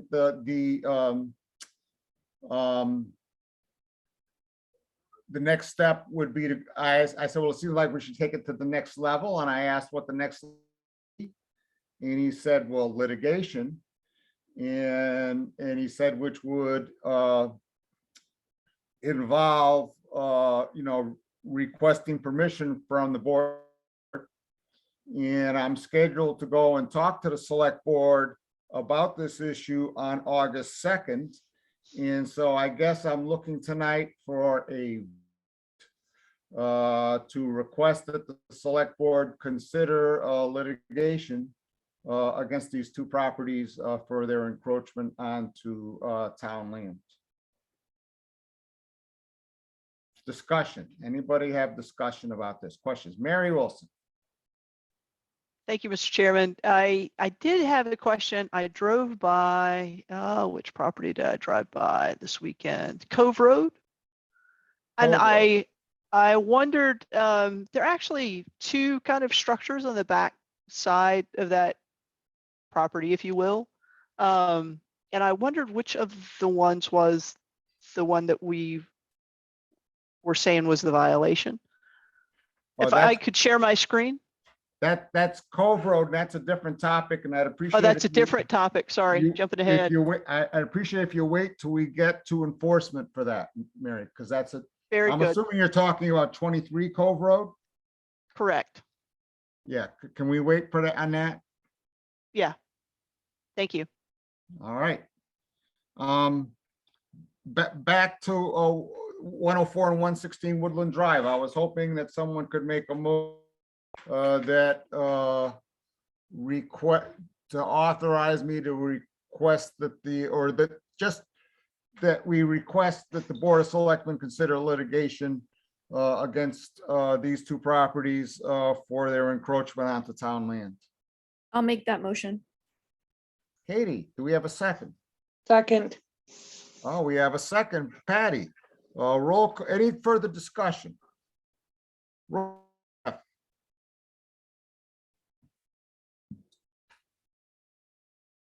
Is Jeff still with us? Yeah, I'm still here. Sorry. Oh, that's all right, Jeff. Aye. Thank you, Jeff. Patty? Sure. Aye.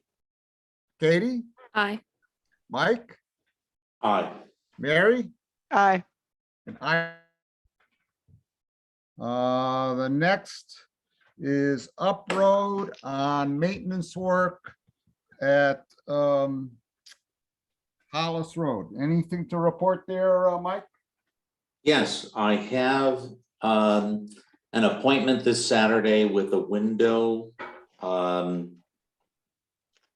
installer at 123 Hollis Road, and I will be there. The tenant will not be there, but she's given me access to the property. So I'm hoping we'll get some numbers in that regard, what it will cost, what windows that can be replaced. And also there's also a sliding glass door, and they're going to give us numbers on all of it. And I'm still working with the tenant for reimbursement. I've sent a lot of texts to her regarding how this would get done. I've had correspondence with Nadia to help her in that regard. So far, no resolution, but I will keep trying in that regard. And I think, like I mentioned, Mike, she has part of what she needs. It's just Karen needs some additional information to issue the checks. She, as you had mentioned, she needs to have her, certain information present on those statements before, and I'm working with her to make it as simple as possible. And she's responded affirmatively that she'll get it to us, but as of this date, I do not have all of the information necessary to provide reimbursement. Okay. Yep, you got to show what was purchased with a receipt, and then you got to show proof of payment. Yes, and she knows that. Yep. She knows that. Yeah. It seems like as she has time, she's coming up with the different pieces. So I'm sure it will come together. I did want to note, I just finished closing out the fiscal year with Karen. And for all of these revolving accounts, it may be beneficial for the commission to actually, if you want me to submit things for reimbursement, you may actually want to develop budgets. So I will talk to Karen about what that process would look like, because we're already in a new fiscal year. But if it's possible to create a budget, you know, at least a maximum budget for where you're likely to have expenditures in the different revolving accounts in the upcoming year, then we can create, I can go ahead and do the processes within Munis to actually get them paid rather than giving them to Karen, which I think she'd prefer not to be doing. So just as Thank a you. point of order. So if you have an idea of what you're going to be spending between now and next July, you know, next June 30th, or the maximum amount you'll be spending, that would be really helpful. But I'll have more information by the next time we meet. Thank you. Tell us about the certificate of compliance, please. Sure. This is for 68 Laurel Lane, which is over by Lake Whalum. This is a case, somebody's called me. Basically, they're selling their property. They had an order of condition issued back in 2004 for basically putting in a paver patio near the water. And I went out to look at the site on Tuesday. As far as I can tell, the work conforms with the plans.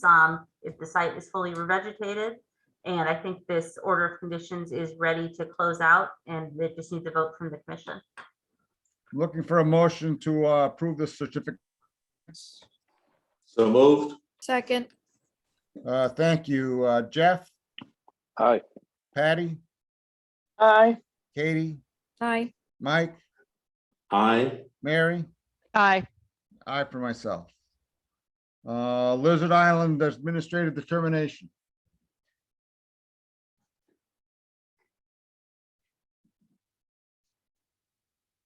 Are you ready to talk about that? Nadia? Sorry, you can't hear me. I am ready to talk about that. Hold on. So this is an administrative determination, which I would recommend for Lizard Island. I went out last week with Michael Colomb and I think Doug Waters, who's also involved in land management on Hickory Hills. There are 9 trees on the island. 8 of them are completely dead and they're falling over. And then one of them is split. This one is split.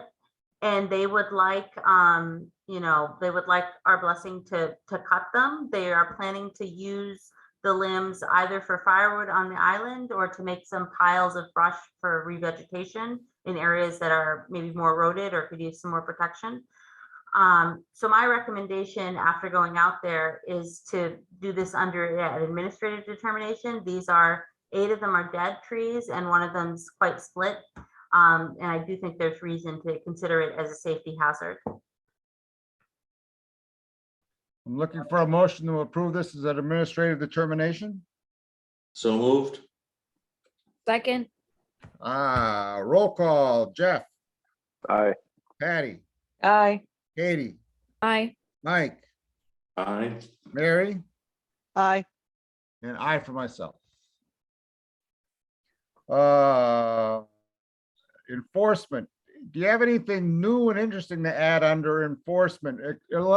I don't even see 23 Cove Road on here, on this list. What happened to it? I think that was one that we had discussed, and maybe Mary can enlighten me, but I think this is one where they had Unitel out doing some cutting is what I determined when I went out to look at it. Oh, you've been snookered. If that's what you think happened there, you've been snookered. Okay, do you think it's something different? I'll put Yeah, it back on. he cut down a whole bunch of trees in his side yard. He built a shed or a greenhouse or something fairly close to the water. Fairly close within the no disturbance zone is what I saw at Cove Road. What did you see at 23 Cove Road, Mary? Oh, well,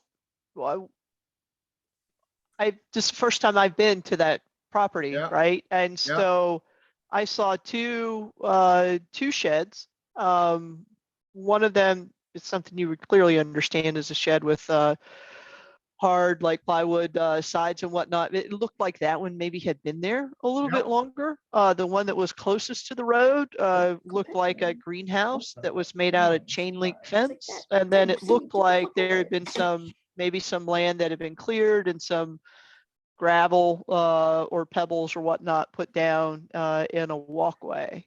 And so my And question was, that's all new. That's all new and that's all unpermitted. new? Okay, and so the older shed is something that is not the point of contention right now, or No. the one closest to the house? No, that's not, the other shed is new and they did it. And in fact, we told them to stop doing it. And the one that's like a greenhouse, we Right. told him he had to cease and desist, and he finished it anyway. Ouch.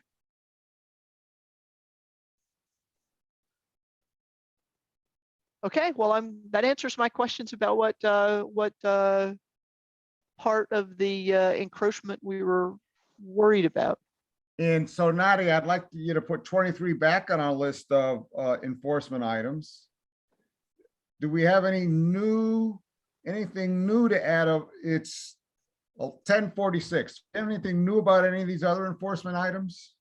Sure. 408 Electric Avenue and 75 West Street have come up with RDAs for remediation.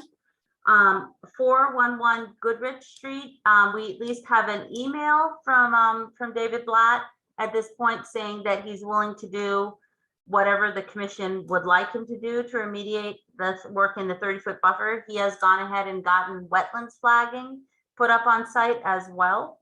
Okay. So it may be up to the commission to decide what exactly to do going forwards. I think 615 Townsend Street, I had something in the folder. Let me take a look.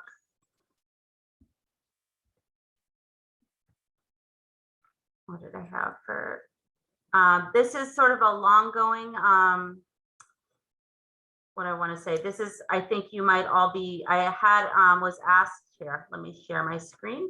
I was asked to come out by a neighbor who I think has been in front of the commission before. And he's also written a letter to the commission. This is back in November. This is Richard Nyland. And this is, he wants to talk about, this is Val Barros's site on 615 Townsend Street.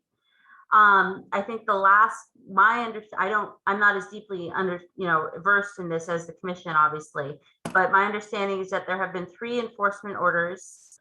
The last one was in, was last fall in October. And I think at that time they were supposed to put together a, by April 30th, they were supposed to put together a berm and also have loamed and seeded the portion of the site that had been, that was enclosed, outlined on the enclosed drawing. So there is a drawing, and I did walk on the, not on the Barrow site, but on the neighboring site, and it doesn't look like any of that work is in place yet, even though it was supposed to be in place by last fall. So it's sort of up to the commission. I can certainly reach out to Mr. Barros and find out what's going on, and report back to the commission if you'd like. Thank you. And I suggest you also touch base with Casey Burlingame. And with Adam Bernie. I was in his office with Matt, and Adam gave Matt a directive to take Casey Burlingame out there to look at it for violations, gravel operation ordinance. Yeah. My understanding is the neighbor, it has most of this pond, Townsend Road Pond, on the property, and is concerned that there will be additional sedimentation runoffs because this site, there's still a lot of unsecured dirt and gravel right next to it.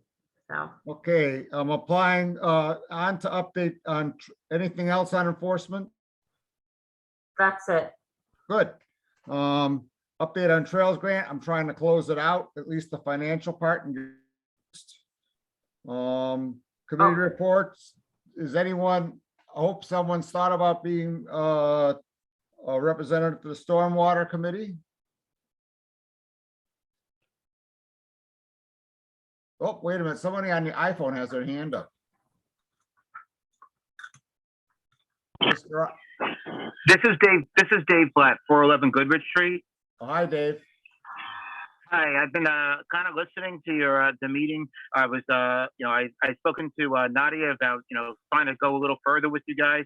I received the letter, and I basically, as she mentioned, I basically had expedited somebody to get out there once I received the letter. I was waiting. I thought I was waiting for the commission to contact me, and I guess they were waiting for me to contact you guys. Were waiting for me to contact you. So I expedited somebody to get out there and mark the wetlands. My original plan was to look for some tree removal. Obviously, based on what I'm finding, that's an expense I cannot afford, and I'm looking to try to get a determination because it's going to take me a while to get somebody in there. But what you guys, get some indication of what you guys were looking for me to do on this 30-foot, on this material that might be in that 30-foot zone.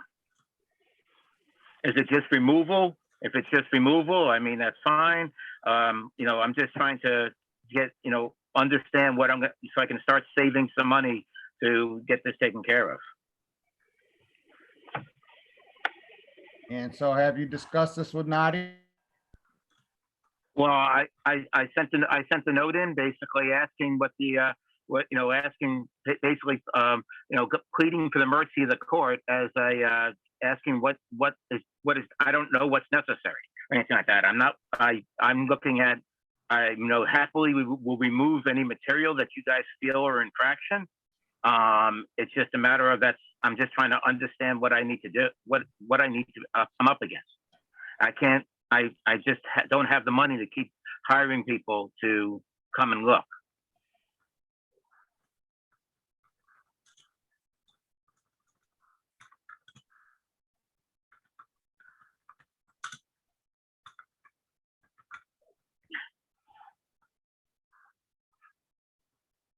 So I submitted the plans that I paid for and submitted some plans showing the what was determined as the wetland, and I have them flagged.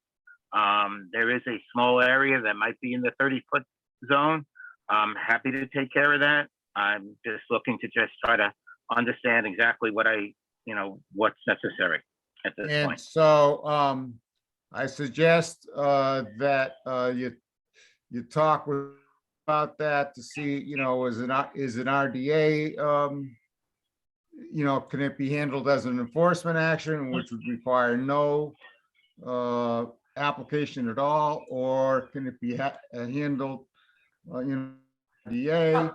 So at 411 Goodrich Street, I believe the commission voted at the 5/18 meeting to issue a positive determination for that project. And then the enforcement order is also for, as I understand, filling and alterations within the 30-foot buffer. Because I came in, I was quite new at that point. It wasn't clearly communicated to me what exactly the violations were. And I'm hoping some of the commission, which has more history with this site, would be able to enlighten us here.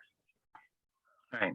And I did have Nadia come out, because both of us, I did go into the office to try to understand exactly what the paperwork was, to get a better understanding, and asked her to kindly come out, showed her the flags, showed her the area to help educate her, because it was, the original visit was way before her time. And that was my problem. I was waiting for the previous commissioner to come out and to have a chat with me. At least I thought I was waiting for, and that never happened. The next thing I know, I received the letter. And so my recollection, Mr. Blatt, is we held either 3 or 4 public hearings, and you didn't show up for any of them. So we finally ended up giving you a positive determination. And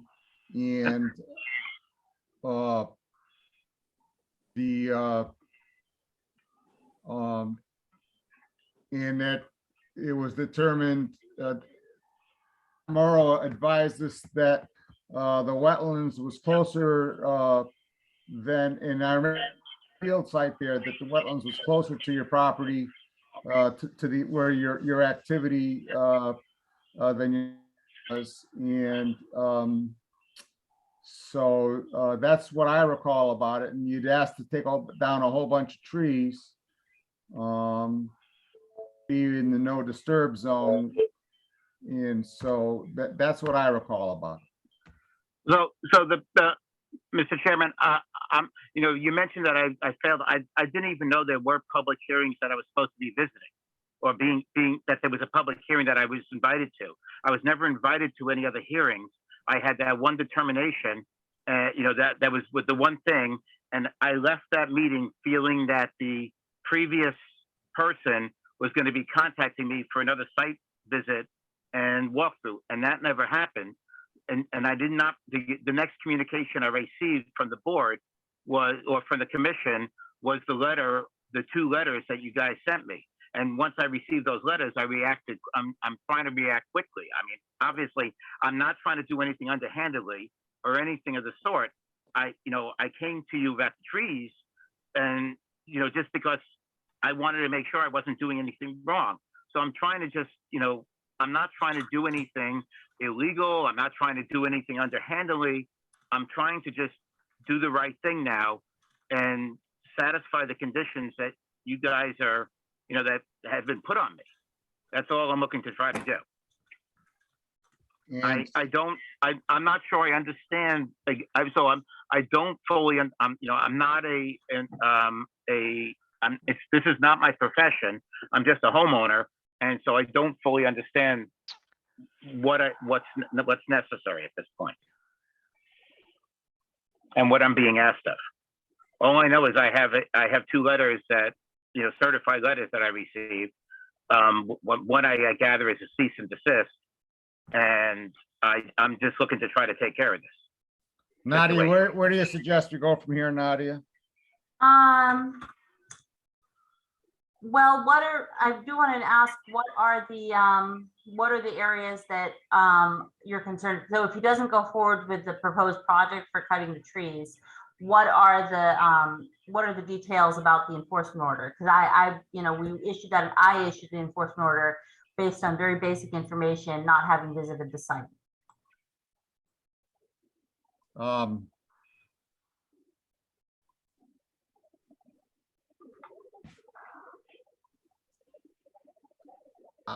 I think it's going to require another site visit. I don't know. Okay, so why don't we have I remember going, and I've told you what I know. We went out, we did a site visit. The wetlands were closer.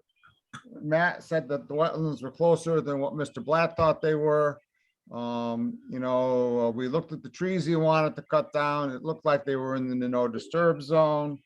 And we looked at his driveway. We thought that might be within 100 feet of a wetlands, all his driveway work. Driveway? And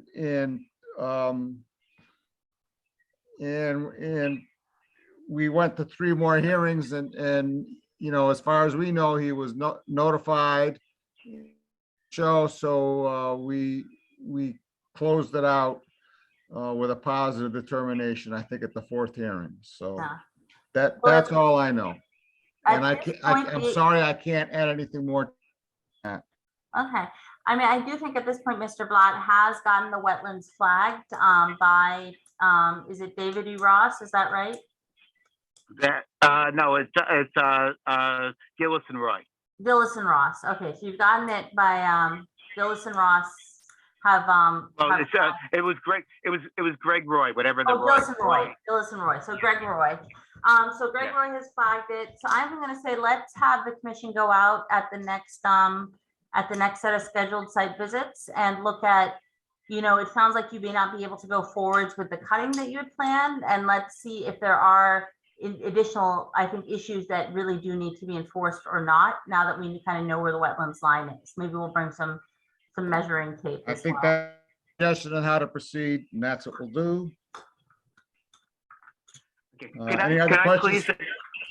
Sure. As long as I'm hoping that, that this time I will get, that I can get some notice before the commission comes out. Last time I just got I had somebody house sitting for me, and last time I just got a phone call from them telling me there was people walking in the backyard. So, I just hoping that the commission would kind of, make notice so that I can make sure I'm there, so that we don't have this, we don't have to have this discussion of, we can have it we can have it at the actual location instead of So the everybody next looking at site what they might. visit for the commission is probably going to be on the morning of July 30th. Does that work for you, Mr. Black? What day? Yeah, I'm sorry. You'll have to tell me what day of the week that might be.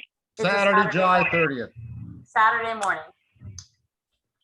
Roughly what time do you usually come out? We can, well, typically they start around 9 a.m. and we can, if there's enough time you want to do for an appointment, we can certainly do an appointment with you. I usually don't get back from church until 11:30 Um, on Saturday. Does it work for the commission to come out to David Blatt's, to 411 Goodrich Street at 11:30 on the 30th? It does.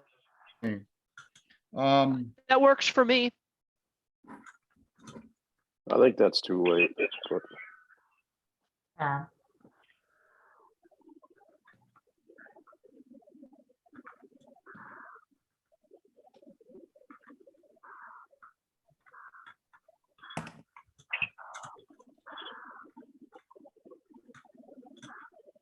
Mr. Blatt, I'm sorry, but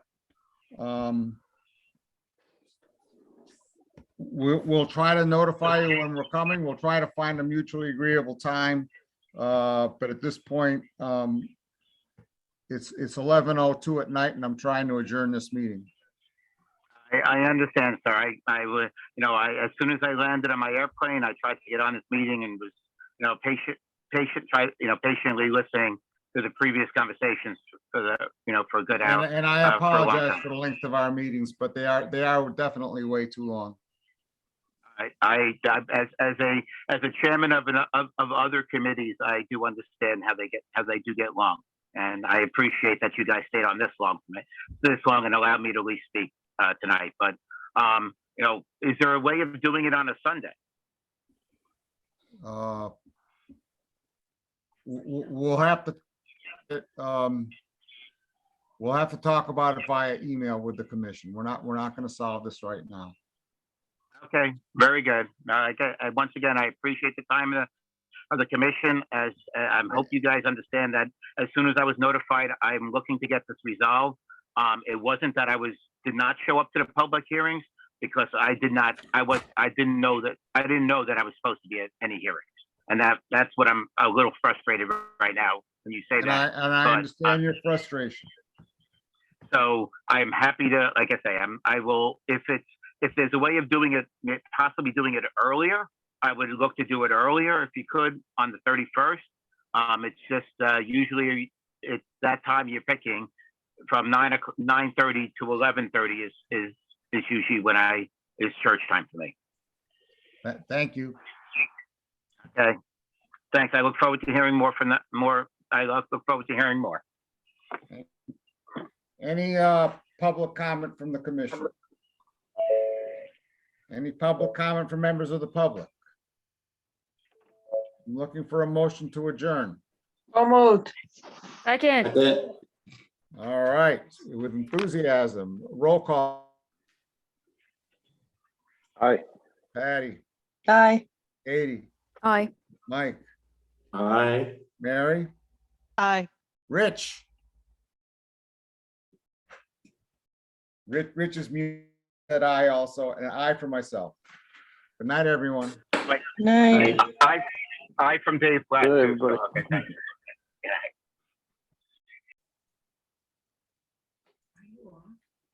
Not yet.